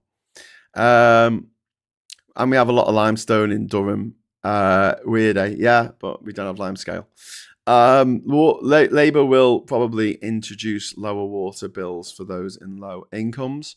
Yeah, they are going to do that, but the lower bills would just be, it's all subjective, isn't it? Because the lower bills will be lower than the highest rated bill, but the highest rated bill is going up by 30%. And then the bill as it is now, which is still too high, stays the same. It's still a lower rate, but it's still too much. We have to descale our kettle every 2 weeks, says Diz. What a nightmare. Jay says, water utilities belong to the people. Thatcher thought it was a good idea to sell the nation's resources to a handful of people. When your horse losers, don't expect to be refunded. Yeah, Jay, exactly. You know, these people who owe, they owe money. They owe all this money. Okay, they don't owe it to me. They don't owe it to me. Give a fuck. Someone lent them money to a company because they went, oh, they're a state monopoly. They're a privatised monopoly, not a state monopoly. They're a privatised monopoly. I can't lose. Well, maybe sometimes you do lose. Maybe sometimes you do lose. Apparently the current legal framework does not enable regulators and planning bodies to take decisions on how best to meet environmental objectives. So yeah, this is one of the key recommendations for a new oversight committee. I'm like, can we have that, and can we have nationalisation, or even just not for profit at the moment? There's Jon Cunliffe is making a speech at the moment. I think he's probably finished now. But he's saying it's this is our great stink moment. Yeah, it is. And during the Great Stink in 1858, Joseph Bazalgette, one of the greatest engineers of all time, he built the London sewer system, which was revolutionary. It was a world first. And he built it with like 90% redundancy because he realised that the city would grow over time. He wasn't a fucking idiot. He put a pumping station up in a steam-powered pumping station downstream in the Thames, and allowed the shit to go out into the Thames estuary during when the water was going towards low tide. So after high tide, water's going out, and that's when they would open the gates and the shit would go out, and it would all go out into this. It would all go out into the sea. Just an ingenious solution to a huge engineering problem, and they took it fucking seriously. They dug up half of London to do this shit. Nowadays, because everything's owned by someone, you can't dig up shit. Can't even make a fucking HS2. Which was, again, I know I bang on about this, but like HS2, what the fuck? It just shows like the people in charge just do not live in the real fucking world. What do we need it for? Capacity. So why does that have to be straight? Why the trains have to go at 250 fucking miles an hour? I'm happy for them to go at 125 miles an hour, as long as they have a dedicated line, they're all going at the same speed, and you can have 3 a minute. Like fine. The capacity, that was the issue. The capacity, not the straightness of the fucking tracks. And because they couldn't go around obstacles, they had to pay out so much fucking money to go through these fucking obstacles or to build tunnels. I think there's some I read today. I was reading the report about it, and like it was 80% of the train travel to Birmingham is in tunnels, because everyone complained about the bit of railway that was going through their part of the world. And a lot of Tory voting shires just didn't want this railway because they were NIMBYs, and the way that the government put forward this plan was anyone could have their say. Fucking hell. But yeah, just put some kinks in it. It's fine. Put a few fucking kinks in it. Allow it to go up and down at a certain gradient. It's fine. Have a big bend in it in places. They can fucking slow down to go around the bend. No, the train must not stop. It's so disappointing to see people in charge of stuff be so shit at it, be so shit at their job. Like, how can you be that bad and still get away with it? No one's going to go to jail for what's happened with HS2. No one's going to take into task. Nobody. Should we do the papers quickly before I piss off? Go on then. You've twisted me arm. There we go. Papers. Oh, hang on. There are no papers. Oh, there they are. Just took a second to come up. Right, so first we're going to the Mirror, which has a thing about Love Island. Okay, cool. Then we've got England stars racism hell. We stand with Jess. FA calls police after defender reveals disgusting abuse online. Lionesses rally round her and ditch knee protest as it's not working. So they're going to say that they stand with Jess. So they're not going to take a knee at the match that they're playing tomorrow night, I think it is. Unbelievable that in this day and age that a football player is still getting shit. Disgraceful. Absolutely disgraceful. Hey, what do they do there? Change the Sunday service. We're not the Sunday service. There's a man here. He looks like he's in a lot of pain because he's kind of sitting weirdly on a thing. He's got his eyes closed though, so maybe he's enjoying it. I don't know. What I've learned as a men's guru. Okay. The Coldplay Kiss Can Star. There's more. I don't really care anymore. It was funny for the first day. Afghan killed by Taliban because brother was on leaked list. Jesus Christ. The brother of an elite Afghan soldier who worked with British forces has been killed by the Taliban after his name appeared on a major data leak, has been claimed. Fuck. People have fucking died. People have died because of the incompetence in our system. The incompetence that is baked in. The incompetence baked in by generations of thousands of private school knobheads who think that they alone can fix it. Reeves set to defy left over call for wealth tax. Policy abandoned by 8 nations doesn't work. Rachel Reeves is expected to reject pressure from left-wing Labour MPs to implement a wealth tax after cabinet ministers warned it would not raise any money because wealthy people would simply leave the UK. This is interesting coming from the Times. It's owned by one of the wealthiest men in the world. Water firms face a wave of claims for compensation. Water companies could be forced to pay customers compensation in disputes, the government has said, as it's conceded that the household water bills will keep rising into the 2030s. Fucking shit. And there's Jess Carter again, standing up to racism, which she's had to face, which I just think is just so depressing. I lost £9 by eating 5 meals a day. BMA's war chest to fund doctor strikes. First walkout due on Friday. Union can spend millions wreaking NHS havoc. I've said it before and I'll say it again. I don't think this strike is going to go ahead. I think it's going to be called off at the last minute. I could be wrong. I hope I'm not wrong on this one. I usually hope I'm wrong on things, but on this one, I'm going to put my hat into the ring and say I'm not presenting Morning Brew on Friday, so I won't have to take the shit when everyone goes, Graham, you said this strike wasn't going to happen. And then it did, but I'm thinking that the negotiations with the government will continue to the last minute, and then at the 11th hour, they'll decide not to go on strike after all. I think that's what's going to happen. Like I say, I could be wrong. But apparently they've got £1 million to wreak havoc. Because they're asking for a huge pay rise, because The thing is, if you're an exec of a water company and you're shitting everywhere over everyone's stuff in this country, you're just going around like Rat Boy from the Viz, just taking a shit in everyone's house, on the floor of everyone's house. You deserve to have your pay doubled. Absolutely, absolutely nothing. Nothing says looking after the people as doubling the CEO of a company that's guilty of shitting all over everyone's floor. But doctors who haven't seen a real times pay rise for 30 years, they don't deserve a fucking raise. They're being greedy. They're greedy doctors. Doctors are greedy. Are they? Are they really? Is that what we're going with? Okay. And over here we've got a mystery of the mother who simply vanished in her gym kit. Another fucking horrific crime against a woman, no doubt done by a man if it has gone the way it unfortunately might have done. Food secret superhero superfood nonsense. You know what? Super not eating too much of anything. That's super.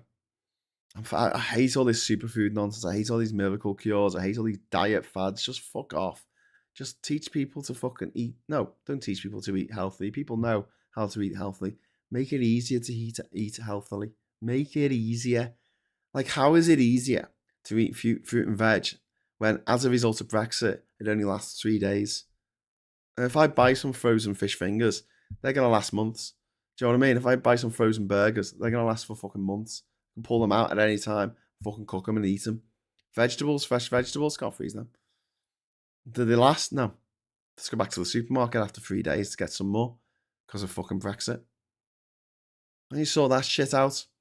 When you give subsidies for fruit and veg, instead of selling us these fucking diet bullshit, if you want people to eat healthily, stop making it about willpower, okay? Willpower, you need more willpower. Because some people have naturally fast metabolisms and they'll stay skinny no matter what they eat. Some people have really slow metabolisms and they could eat vegetables all day and they'll still get fat. Because that's the way it works. But can we just make it a little bit simpler for people? A little bit easier to do the right thing? How about that? But whatever. Fucking superhero foods. Bullshit. Revealed £27 billion for failing England's mother and baby care. This is just obscene. This is the NHS is facing £27 billion for maternity failings. This is where hundreds of babies and women have died or suffered life-altering conditions as a result of NHS botched care in NHS trusts. And this is why, when they talk about attracting the best, well, this is why we need to pay these CEOs so much, because we need to attract the best. But then that doesn't carry over to doctors. What? Can you see the problem here? Yeah, we need to attract the best for our rail companies and our water companies, and the phone companies. We need to attract the best. Okay. What about doctors? Oh no, pay them fuck all. Okay. It's not going to attract the best then, is it? Oh well, it's fine. We'll just pay all the compensation out to the women and children that we kill. Or the families of them, I guess.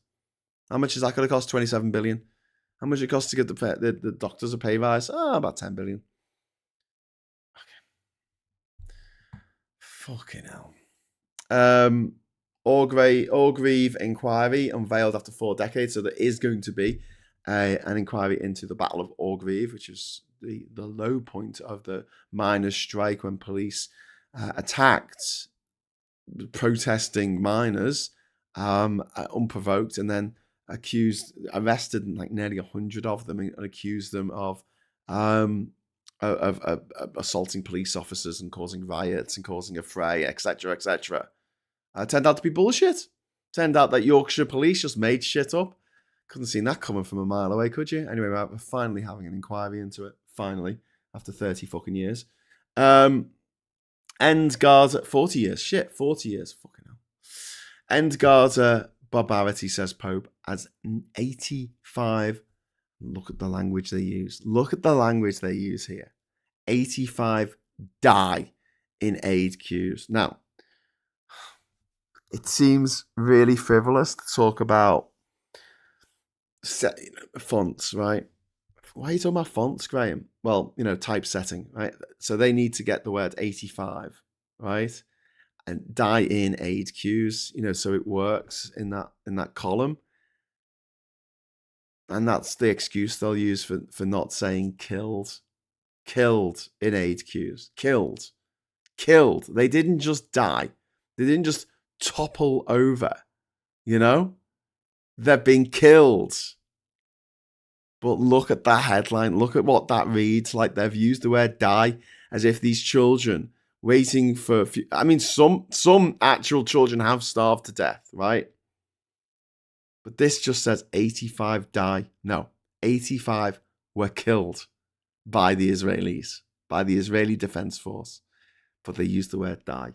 And we see this time and time again in the media where they use a different set of words. They use a different style guide. So everyone who works for media and media publications and media output companies like the BBC or whatever, they're given style guides and they're told, and it covers stuff like typesetting. It covers stuff like, for instance, it'll say things like if you use a word, if you've got a number, right, up to 10, including 10, you use the word. So 0, 1, 2, 3, you use the actual word. If it's above 10, you will use the number. So if it's 11, you won't write the word 11, you'll use the number 11, etc., etc. So you have these style guides. They say which words not to use, which words to use in certain situations, and all this. You can actually, I think, look at the Guardian style guide. I think it's online, and see it for yourself. And I'm assuming there's a secret one. I'm assuming there's one that goes, not out to the public. No one's allowed to see it, where it says, okay, if we're reporting on 85 children being slaughtered, dying violent, being murdered, right, by the Israeli Defense Force, right? You've got to call it. You got to use the word that they die. You can't just say. You can't say they were killed. And that's in the style guide for the BBC, clearly, because we've seen side-by-side reportings of when Hamas commit an atrocity, it's always they killed these Israelis. But when it's the other way around, when it's the IDF, it's always like, oh, these people died in a bombing. They died in a bombing. Fuck. What the fuck? What the fuck is going on? That's why I should rename this show. Should be called Morning. What the fuck is going on? Mayors in Love Island. Okay, cool. Footy now prescribed on the NHS. Great news for most fans. Doctors are handing out tickets to football matches, hoping it will cure depression. I guess it depends who you support. Well, indeed, I'm an Evertonian, mate, so I'm fucked. We drew against Accrington Stanley. Who were they? Yeah, we drew against them last week. We drew against Accrington Stanley. Yeah, it doesn't bode well for the new season or the big new shiny stadium we've got. What giving up pasta did for my health? Fuck off. I'm sorry. I know there's some people going to be watching this going, but Graham, I ate nothing but tomatoes for 10 years and now I look like Arnold Schwarzenegger in the 1980s. Do you know what I mean? Now I'm beefcake. But like, there's going to be people here who are celiac or something and they cut out wheat and then suddenly didn't feel ill anymore. Brilliant. I get that. I completely get that. But it's very, very subjective. Okay? I don't think that this story here, what giving up pasta did for my health, I don't think this is a particularly useful story. Because it might have worked for her. It won't necessarily work for you or me or anyone else. You can try it. Give it a go, for sure. But everyone's different. Everyone. Listen to me here. Everyone is made up of different atoms, okay? Everyone's brain is structured differently. There are no two identical brains in the world. There are no two identical bodies anywhere in the world. Even identical twins aren't entirely identical. I mean, people react differently depending on their mindset, depending on how they're feeling. about a particular medicine, drug, food, drink, whatever it is. They'll impact you differently, depending on how much fucking sleep you've had, depending on what you've done that day, how many steps you've done, depending on what air you fucking breathed that day. Did you breathe filthy, polluting air near, Heathrow Airport? That might have impacted your health in ways that you don't even fucking realise. Was it too hot? Was it too cold? You take two twins, send one off to the Sahara and send one off to the fucking Arctic tundra. Their bodies will react differently to a drug that you give them while they're there because their bodies are at a different temperature. And I really wish we would just stop it with these fucking fad diets and these fucking ideas that one thing that works for one person is bound to work for everyone. And you always have the same fucking, wellness people cashing in on this shit. Going, this is what you need to do. This worked for me, so it'll work for you. Not necessarily. Calm your jets, okay? You got to understand that just because it works for you or works for this person or works for this celebrity, it won't necessarily work for you, because what happens time and time again, and we've got to make a concerted effort to point this out and stop doing it, right, is that when there's a miracle cure, a miracle food, a superfood, a diet that you should take, and it doesn't work for you, or a way of giving up smoking, or a way of giving up drugs, or a way of giving up alcohol, and it doesn't work for you, you don't blame the process. You blame yourself. And it makes you feel more shit because it didn't fucking work. Oh, it worked for everybody else. Why isn't it working for me? Okay, here's the secret. It didn't work for everyone else. Nothing works for everyone because of all the different environmental, social factors, the things that, tip into your life. How you're feeling in yourself will affect how well any kind of therapy works. Any kind of therapy, whether it's medicine, whether it's going out for a run, whether it's touching grass or whatever it is, or smoking grass, it will affect you differently to other people because you are beautiful and unique. And let's concentrate on the beautiful part of that first up, right? You're fucking amazing. You are the product of 4 billion years of successful reproduction. That is mind-blowing. That is amazing. You are a series of miracles. That's who you are. You are a miracle. And yes, there are 8 billion people on the planet. That's 8 billion miracles on the planet. Just because there's lots of diamonds doesn't make a diamond any less pretty. But let's talk a little bit about the uniqueness, right? Because this is important. There is no one size fits all for anything in life. And that goes for social policy. That goes for laws. You say, okay, killing is bad. We're going to have a law. It's going to say you shouldn't kill people. Okay, what if someone's trying to kill you? Oh, okay, then that's illegal. What if someone beats you up every night when they come home from work and you have to defend yourself?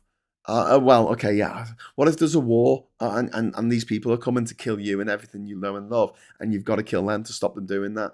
Oh, okay, yeah, okay. Do you know what I mean? You can make a law. You can say this is wrong, but there'll always be exceptions. And you are no different. Just because these superfoods don't work for you, just because these particular diets, just because these jabs or whatever it is, just because they don't work for you or do work for you, doesn't mean they're going to not work or work for other people. And I get really agitated because of the fact that I know people who feel shit about themselves because they're like, how come this doesn't work for me? It works for everyone else. And I just want to put my hand on their shoulder and say, look, don't worry about it. It doesn't work for everyone. And there's no reason why, it's just fate, whether stuff works for you or not. But like when you go into the realms of fighting cancer, and you've got stories like that horrible story a couple of weeks ago about the young girl who died because her mum was into like holistic remedies. Her mum wanted to put coffee up her daughter's arse to cure her cancer. Let's say that again. She put coffee, there's coffee in this. She put this stuff, which does nothing, up her daughter's arse in order to cure her cancer. It didn't cure her cancer, and her daughter fucking died because she thought, the mum thought that she had all the fucking answers, and she still does. She's not changed her ways. She's not gone, oh my God, I killed my daughter. She should be in fucking jail for what she did. But there's a very, very dark side to the wellness industry. And when some of my friends were like quite surprised that so many wellness practitioners turned out to be Trump fans or Brexit fans or fuckers, I'm not surprised at all, because I think there's a thin line. Because there's a certain amount of arrogance that needs to be embedded in people to say this worked for me, and I am the prototype. You're in an inferior production model. I did this. It worked for me. It must absolutely work for you. There is a certain level of arrogance in that. And there's a certain level of arrogance in loads of shit we do. I mean, we get married, don't we? That's pretty arrogant. We have kids. That's incredibly arrogant. Do you know what this world needs? More of me. Half the world thinks they're going to survive their own death. That's pretty fucking arrogant, isn't it? This isn't enough. This 70 years I have on this planet is not enough. I want more. I want an extended version. I want a director's cut. I want a post-credit scene that goes on for eternity for some reason. There is no panacea, says Haruni. Haruhai. There is no panacea. It is very true. Glad I didn't get tickets for Cardiff City last year. I would have ended up being sectioned after the season we had. Yeah, Sarah, as an Evertonian, I completely get that. They never talk about crystal meth, Big Mac, and Stella diet working miracles. Yeah, that's very true. That's very true, Mike. The left side of the brain can occasionally argue with the right side. Weird biology, lol. Yeah. Well, what about intrusive thoughts? And I'm sure we've all had it. We're driving along the road, and then suddenly an intrusive thought comes in and says, maybe I should go onto the other side of the road and crash into that car. And then the other side of your brain goes, what the fuck? Like, what? No, you fucking idiot. Why would you even think that? Intrusive thoughts. Everyone has them. It's fucking weird. And your brain goes, what? What? Why did you even think that? That's your brain having an argument with itself while you're fucking driving. Bit unhelpful. Which is why the driving system that we have in this country where cars must not stop it just drives me up the wall. Because there's times when you're driving when I think, I should pull over for a second and just collect my thoughts. But you're not allowed to. Not on the British motorway system. It's very dangerous to pull over onto the hard shoulder unless you've got a reason to do so. Because you've got these massive lorries going along at 65 miles an hour. What a great system. You can never stop. You can never sleep. Sometimes you need to stop your car. Like I get this sometimes in Durham. We've got a lot of roundabouts in Durham, which is great, but you can never stop. At least when you're at a traffic light. I'm not saying we should have shitloads of traffic lights, what they have in Liverpool. We've got too many traffic lights and not enough roundabouts. There's a balance, but it allows you to take a drink. Okay, I'm stopped. I can take a drink now. Technically speaking, if you drink while you're driving, you're breaking the law. You're not meant to do that. If you take a bite of a Snickers while you're driving, or marathon, I'm going to dead name it because that's the one thing you're allowed to dead name. That and Twitter. You're not supposed to take a bite of a Snickers bar while you're driving. But if you stop at traffic lights, it's a lot less dangerous to do that. But the road systems of some places, they're just designed for the cars to never ever stop. You're not allowed to stop on the dual carriageway. You can't really stop when you're going around the roundabout because you've got to keep edging forward even if there's cars in front of you. You don't know when lights just turn to red. You go, okay, well, I'm going to be here for at least 60 seconds. So, yeah. Anyway, I'm not going to go on about fucking urban design. I want more traffic lights for the pedestrians to cross the fucking road. That's what I want. I don't see why pedestrians have to walk half a mile up a road to get to the crossing point. And, an extra half mile on their journey to. I just think, what? Like a person in a wheelchair having to go an extra mile to go up to the crossing point and then, or even better, a bridge. So let's get them to go up a bridge in their wheelchair in the fucking snow. Yeah, cool. Can we just put a fucking second crossing down the road, so they can just cross with? There's a place there's a school in here in Durham called Durham Johnson, and it's on a 40-mile-an-hour road, and it just blows my fucking mind. There's no proper crossings. There's one proper crossing, and like they have like over 1,000 children pour out at 3 o'clock in the afternoon, and it's just someone's gonna die. Some kid is gonna fucking die on that fucking road. It needs to be slowed down. It needs to be 20 miles an hour. There's no way you need to get that fast in Durham. It's fucking Durham. You know, we're human, and the human experience is a weird thing. Fortunate in the end to experience it being me. Laters all try and find content, and then happy and sad to have relevance. Take care, says Scott. Oh, thanks, mate. Yeah, you're right. I mean, being sad makes you gives you the base to understand what it means to be happy and how important it is when you are happy to enjoy it, to actually not take it for granted. You're happy all the time.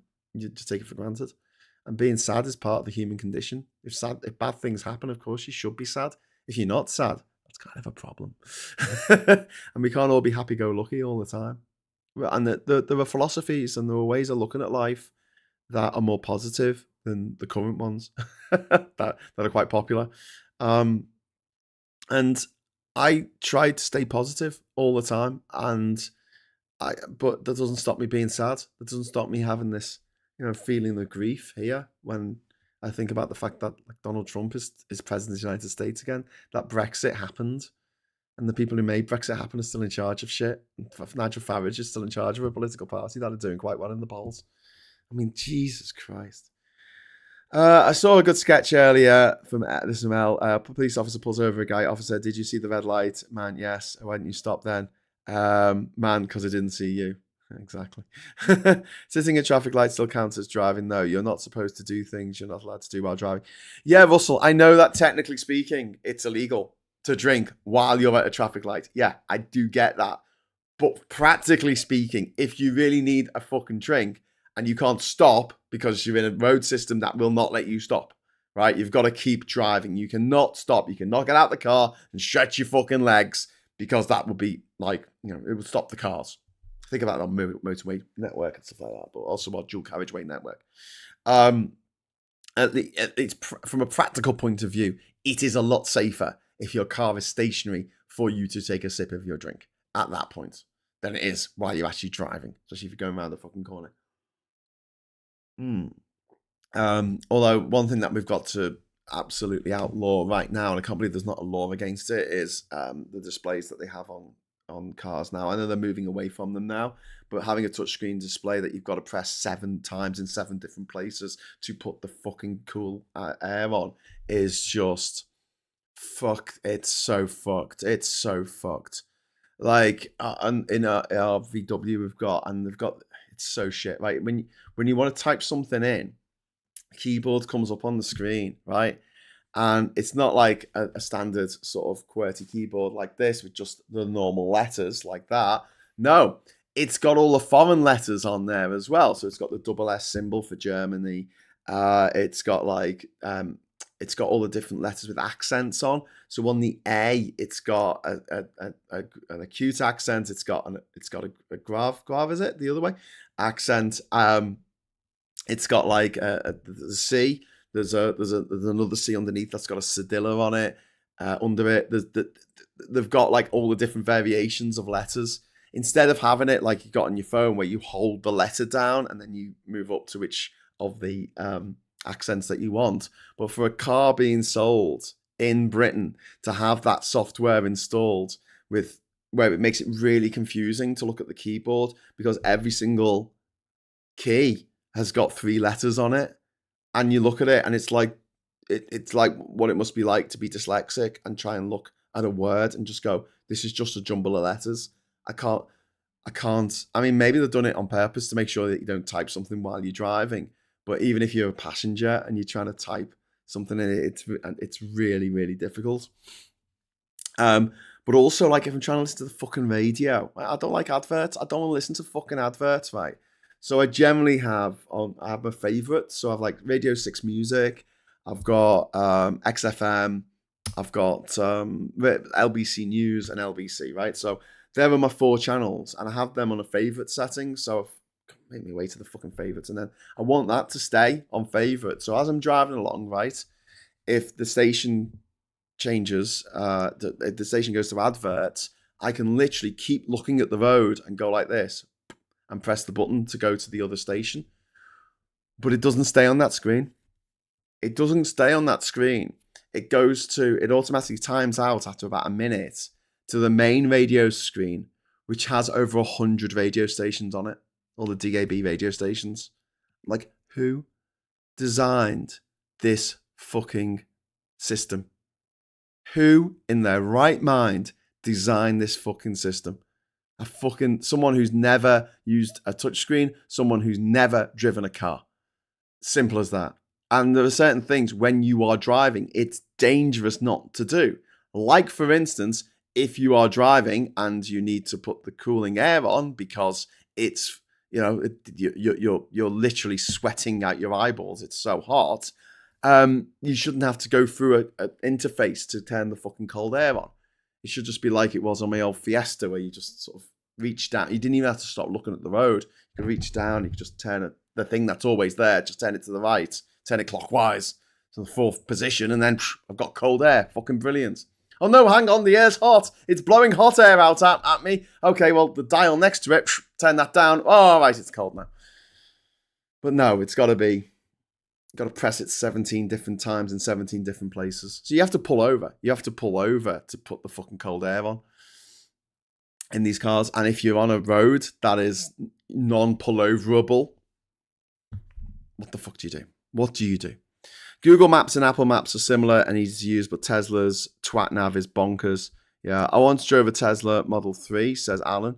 Without a passenger to try and operate the stupid Muskian touchscreen, it would be lethal to drive. Yeah, so they did an experiment to see how long people are distracted by touchscreens, and it was like, in a reaction situation, and it was 10 times longer than if you drank alcohol up to the limit.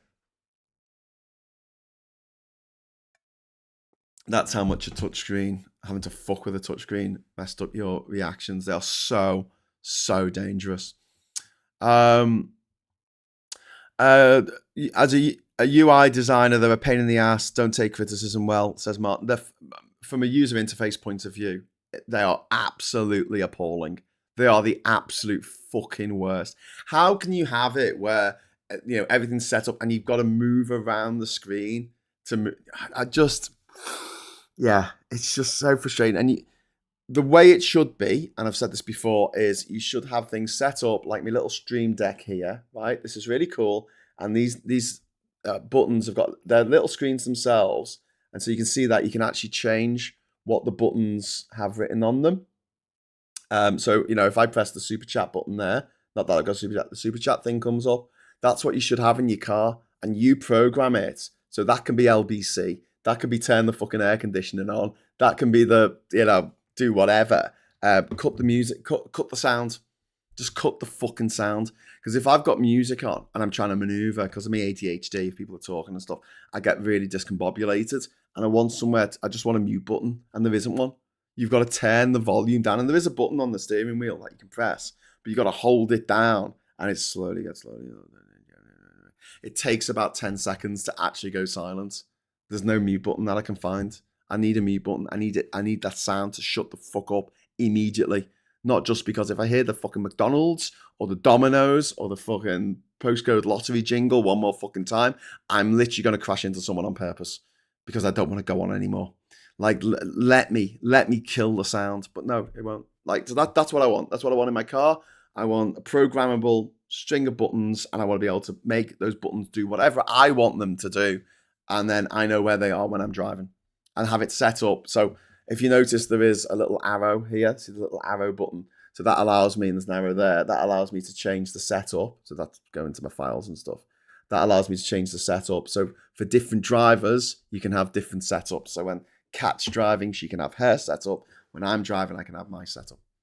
And that's dead simple to do. And you've got the buttons. It's one press. You don't even have to stop. Like when I'm talking to you, if someone drops a super chat in, I just keep looking at you because I can do that while looking at the camera. I know where it is. It's the top left.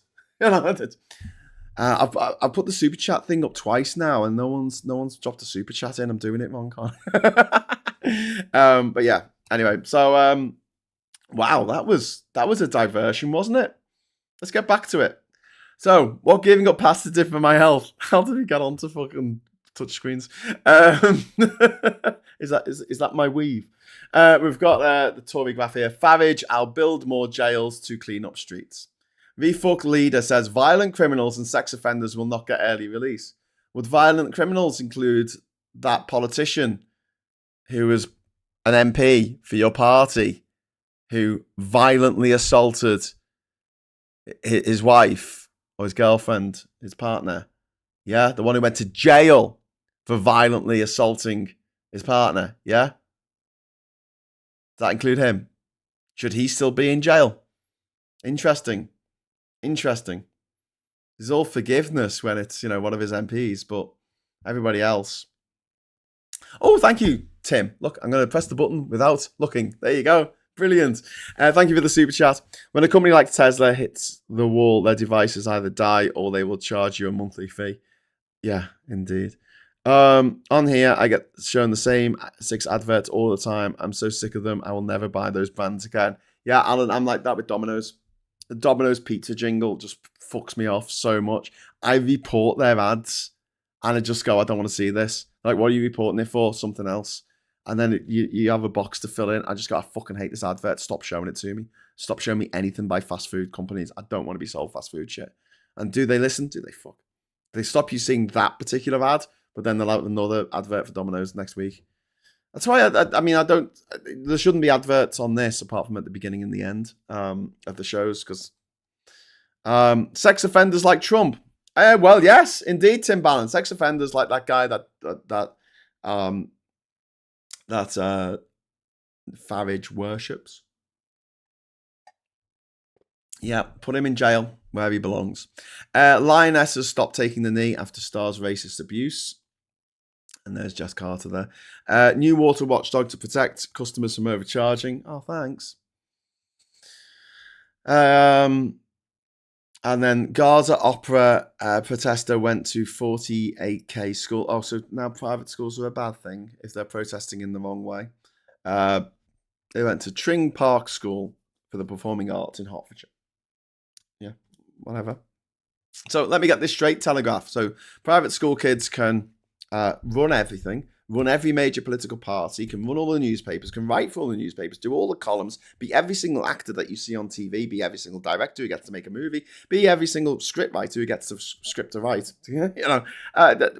Make it so there's every single CEO, every single executive, every single person in charge of finance. Let's make sure that they're all, that's fine. You went to private school, but if you dare support the Palestinian people struggle against the aggression of the Israeli Defense Forces, that you can't go to private school. How dare you have gone to private school? They'll make a big fuss about it. Somewhat ironic. What else have we got? Activists vow to spoil Vance's Cotswold trip. Yes. Half of all convictions happen in secret courts. Putin hires students to build suicide drones. Oh, nice. Nationwide board faces cronyism claims, and that is for the Nationwide, as in the bank, I think. The Mutual, sorry, the building society. It's not a bank. It's holding its general meeting on Friday, in which customers will be asked to re-elect 13 board directors, including Dame Debbie Crosby, the chief executive. However, there's been a backlash, as none of the directors have been nominated by the members. And the Putin story, I mean, Jesus Christ. And it's another thing why I get a little bit agitated about people going on about how Putin's done for. You see all this clickbaity shit, and I don't do it. Putin is over. Putin's, he's lost the war already. And it's like, has he though? Has he? It's like the clickbaity stuff that goes, Trump's done for. This is it. We got him. It's the end of Trump. And look, I could do that. I could sit here and blow smoke up your ass about how Trump's on his way out. I mean, he might be physically, I don't know. But do you remember when the invasion of Ukraine started and there was a rumour going around that Putin might have cancer? And he was dying and that's why his face was all puffed up. No, his face is all puffed up because it's full of fucking fillers. But that's all right. He just looks more weird now than he did already. It still looks weird. But yeah, just... Okay, back to the papers. This paper review is going on a bit, isn't it? Doctors hold patients to ransom with demands. This is from the paper. I think we've already seen this. Oh, they've got a picture of a child from up the road for some reason. They've got a picture of a child that they've decided to take the picture and print him on thousands of pamphlets and distribute them around the country because that's a normal thing to do. England call in police over vile racist abuse of lioness Star. This is the internet. We need to fucking clamp down on these motherfuckers using the internet to just be fucking mental. PM, women must not face choice of violence or street. Keir Starmer vows to pull every lever to halve attacks on women and girls as he praises completion of second safe house built by generous readers of The Independent to provide a lifeline to families in need. The amount of abuse that the women face in this country is just off the fucking charts. And there are avenues of abuse, like super highways of abuse, that are still actively happening in plain sight. One of them being the private school mafia, who seem to be able to abuse women and get away with it. We just don't talk about it. And when someone from the private school mafia, like say Russell Brand, gets accused, we tend to say, "Oh, but innocent until proven guilty." And we hardly ever take the side of the victims and say, no, I'm going to believe the victims. Because if you're going to say innocent until proven guilty, it's got to apply both ways, which it can't because, I'm not a jury member, so it doesn't really matter to me. But the idea that these women who come forward are guilty of wasting police time, filing false complaints against people, maybe even perjury if they go on the stand, they're guilty until proven innocent. They're guilty until proven that it was actually a crime. That is the wrong way to look at it, my friends. That is the wrong way to look at it. I think the onus should be on men, particularly men, to prove that they didn't do it, rather than women to prove that they did. That'll clean up men's acts overnight, because you would worry about walking home on your own just in case you got accused of something that you didn't do, and you'd have no alibi. You'd have nothing to prove that you didn't do it. Make that the law. Make that the fucking law. Put men on their toes. This place is such a damn good city to visit. Cool, it's Vietnam. Go visit Vietnam. I guess that's Hanoi City, maybe, or maybe Shanghai, which is now Ho Chi Minh City. Our water torture will go on. Warning as major reviews revealed. There's Feargal Sharkey there from the Undertones. Punk star campaigner Sharkey will find failings will fall flat. Yeah. Well, that was my big story today. So yeah, I agree with Feargal.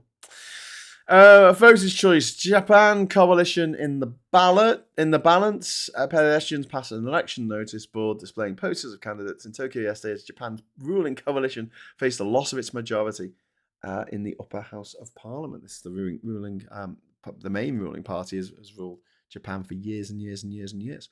Downing Street faces forced retreat in Apple encryption battle with the US. The UK customer data law challenged. Home Office back against the wall, risk to tech and partnerships.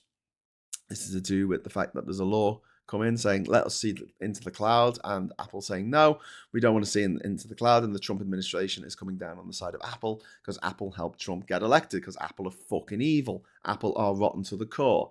And I don't understand why. It's okay for me to say that Microsoft is fucking evil, and all things being considered, Bill Gates is a bit of a twat, and he only set up the Bill and Melinda Gates Foundation because 25 years ago his companies were getting broken up by the Monopolies and Mergers Commission, or whatever they're called in America. The antitrust laws were coming in, and everyone thought he was a bit of a shit, so he decided to set up this charity to make himself seem less of a shit, but he's still a shit.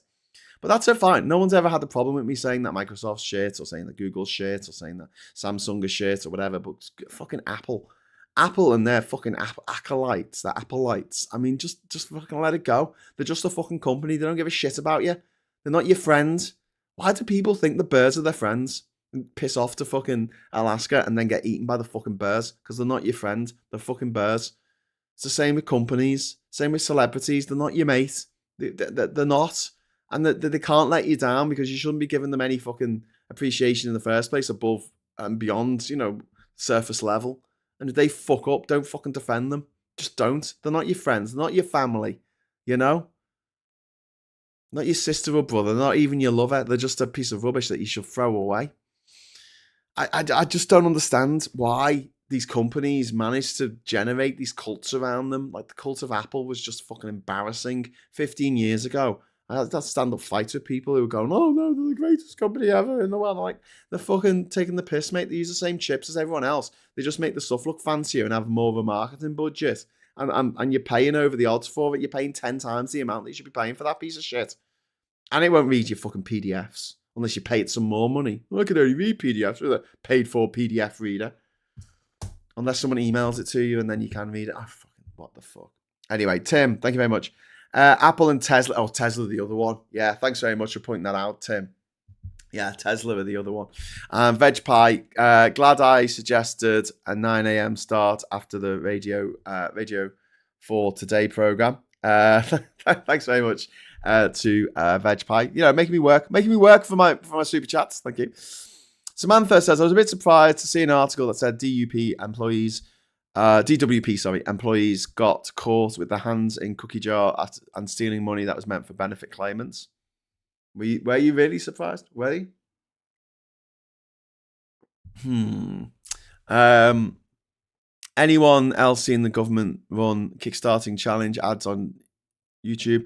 One was talking about the EU trade deal and the benefits of closer trade with the EU could be a precursor to rejoining. Yeah, I do think that every step that we take now is going to be a step closer to the EU. I just wish it would happen faster. But while, you know, only 56% of the population think it was a bad idea to fucking Brexit, we've got a lot of work to do still. We can't rest on our lives. Chip just says Tesla should make butt plugs. It would be on brand. Never buy an apple that has got a bite taken out of it, says Al. Apple rotten to the core. The dirty Mac brigade. So when I was working in Liverpool, I shared a office with other creatives, and half of us used PCs, the other half used Macs. And it was during that time that they had those PC versus Mac adverts with Mitchell and Webb. I was, I'm a PC and I fall over. You know, it's like, I'm a PC, and if someone pulls my cord, I fall off the shelf. And I'm like, okay. Or the table. Is that okay? But yeah, so the sort of the PC Mac rivalry has sort of entered its sort of big phase, and like half of us use Macs and half of us use PCs, and we had a running tally to see whose fucking program crashed the most. So everyone using PCs used Adobe Premiere, and everyone using the Macs used Final Cut Pro. And it was about the same. We had like a tally on the wall, and at the end of the week, we look at how many times every time the program crashed, or we got the spinning wheel of death or whatever. Every time it crashed, we put a mark on the wall, and it was about the same. It was about the same for both fucking computers. Obviously, a PC is more open to getting viruses and malware and stuff like that than a Mac is. But at the end of the day, you can do a lot more on a PC than you can on a Mac. And I wouldn't touch a Mac for a long time, just because if you remember the days of QuickTime, yeah, it's still there, right? QuickTime, right? So here's the thing, right? QuickTime, when in the sort of early 2000s, it would only show in 4:3. And by then, like, everything was going to 16:9. Like, everything was going to 16:9. So if you shot something in 16:9, if you tried to play it back on QuickTime on your Mac, it would stretch the picture, right? Because it would be this big, but it'll stretch it like this, right? To stop it being stretched, to actually play the video back in the correct aspect ratio, you had to pay for QuickTime Pro. You had to pay for the program, the expensive program, to play a fucking video on you. And it wouldn't play different video types. Like there's loads of different. There's MKV, there's AVI, there's there was a Windows one. It just wouldn't play them. It just go no, I'm not fucking playing that. Fuck off. You'd plug a hard drive from a Mac into a PC and it'll fucking work. You plugged a hard drive from a PC into a Mac and go, I can't understand this file system. I can't understand what you're saying here. It was like, to me, it was like a child, a fussy eating child that wouldn't eat his screens. It's like, here you go, open this PDF. No, not unless you pay me. And the worst thing that Apple ever did to me, because I used to have an iPod Touch, which was given to me by Lonely Planet, the production company of my TV show, and it had all of my Lonely Planets that I needed in PDF form. I mean, they weren't very interactive, but at least with the PDF. and I'm trying to access these PDFs, and I ended up having to email them to myself, and then I had to access my email and open them up in the email because then they would open. Otherwise, I'd have to pay for a program in order to open these PDFs. And then I had to update. I had to update my I had to update my what's it called, my iPod Touch, and so I plugged it into my iTunes on my laptop, and I went update, so it updated. And this is when, the songs that you had, if you had songs on a different MP3 player, the file name would be the name of the song, right? But not on a Apple. They would change the file name to just like a string of letters and numbers, so you couldn't find them separately. You had to use their device to find them. And they've sat down and brainstormed all this, to make it like really, really difficult to use any other, product with their product. And I remember it had to do this update. It wouldn't work unless I did this update, right? And the only way to do this update was to plug my iPod Touch into iTunes, right? And I plug it in, press update, and it deleted all of my PDFs because I didn't buy them, because they were registered to Lonely Planet's fucking account. It took them off my, even though it was given to me as by the production company. Just deleted them all without even asking, without even like, hey, this update's gonna delete all your stuff. No, I just fucking deleted them. And then a few months later, I had loads of stuff on there, and I backed it up. On a friend's Apple Mac, iMac,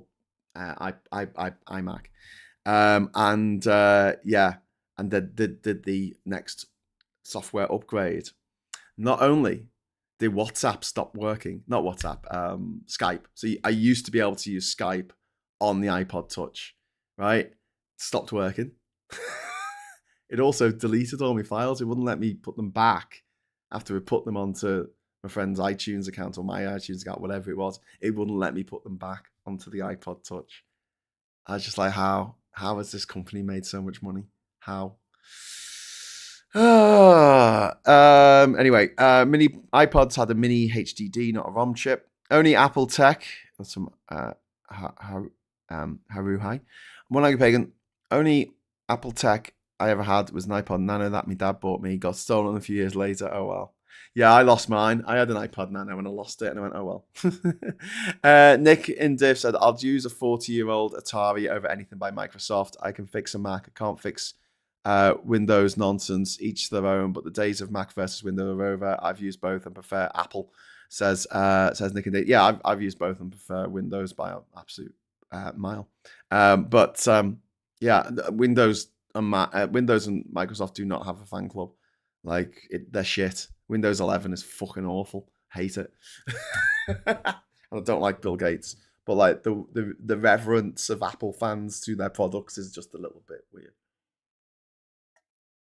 Steve Jobs, he was a miracle worker. I'm pretty sure only 23% of the population voted for Brexit. Only 22% voted to remain, says Jenny. Yeah, that's the entire population, isn't it? Prefer Linux, says Martin. Yeah, there you go. Graham, you'll never convince me to buy a Windows machine. It will cost me too much in time and money and IT support. Well, that's why I would never buy a Mac, is because I couldn't fix it myself, because I'd have to take it to the Mac place and they'll charge me an arm and a leg. These are products where you need a new battery for your phone and you've got to get a new phone. I'm like, fuck that shit. I like stuff that's repairable, and I can take apart a PC and put it back together again. I can, if something goes wrong on a PC, generally speaking, I can suss out what it is and fix it myself. I've never had to take a computer I've had problems with like a computer that I've bought, a laptop that I've bought, and then it's had a problem with it that's been endemic to the thing. But I've replaced tons of shit on my computers and laptops over the years. I've replaced screens, I've replaced speakers, I've replaced hard drives, I've replaced motherboards, I've replaced all kinds of shit. It's more like, the way I see it, it's kind of like more like Star Wars. The original Star Wars is like PCs. It's all like shit and put together through bits of scrap that you found in the scrapyard. It's all bodged together. You hit it and it works. It's like the Millennium Falcon. It's like the TARDIS. Whereas Max are more like sleek. They're more like Star Wars Episode 1, where there's really sleek spaceships that all like look very polished and chrome. Yeah, that's the way I look at it. But, you know, I wouldn't know how to fix them. I can count on two fingers the issues I've had with Apple since the late 90s. One, dead motherboard and RF receiver. Got a new phone for the RF receiver, so can hardly complain. That's all right, isn't it? Getting a new thing. Original iPods were amazing, but everything that came after has just dropped in quality. Yeah. I thought we were talking about water, not Apple Macs from 1998. Hey, listen, I'm never going to get over the fact that I was stuck in that fucking office for over an hour trying to get a bloody CD out of the bloody Apple Mac. And you had to pull the CD-ROM icon into the bin, and that's how you got it out. Because that's a user journey to go on, isn't it? But yeah,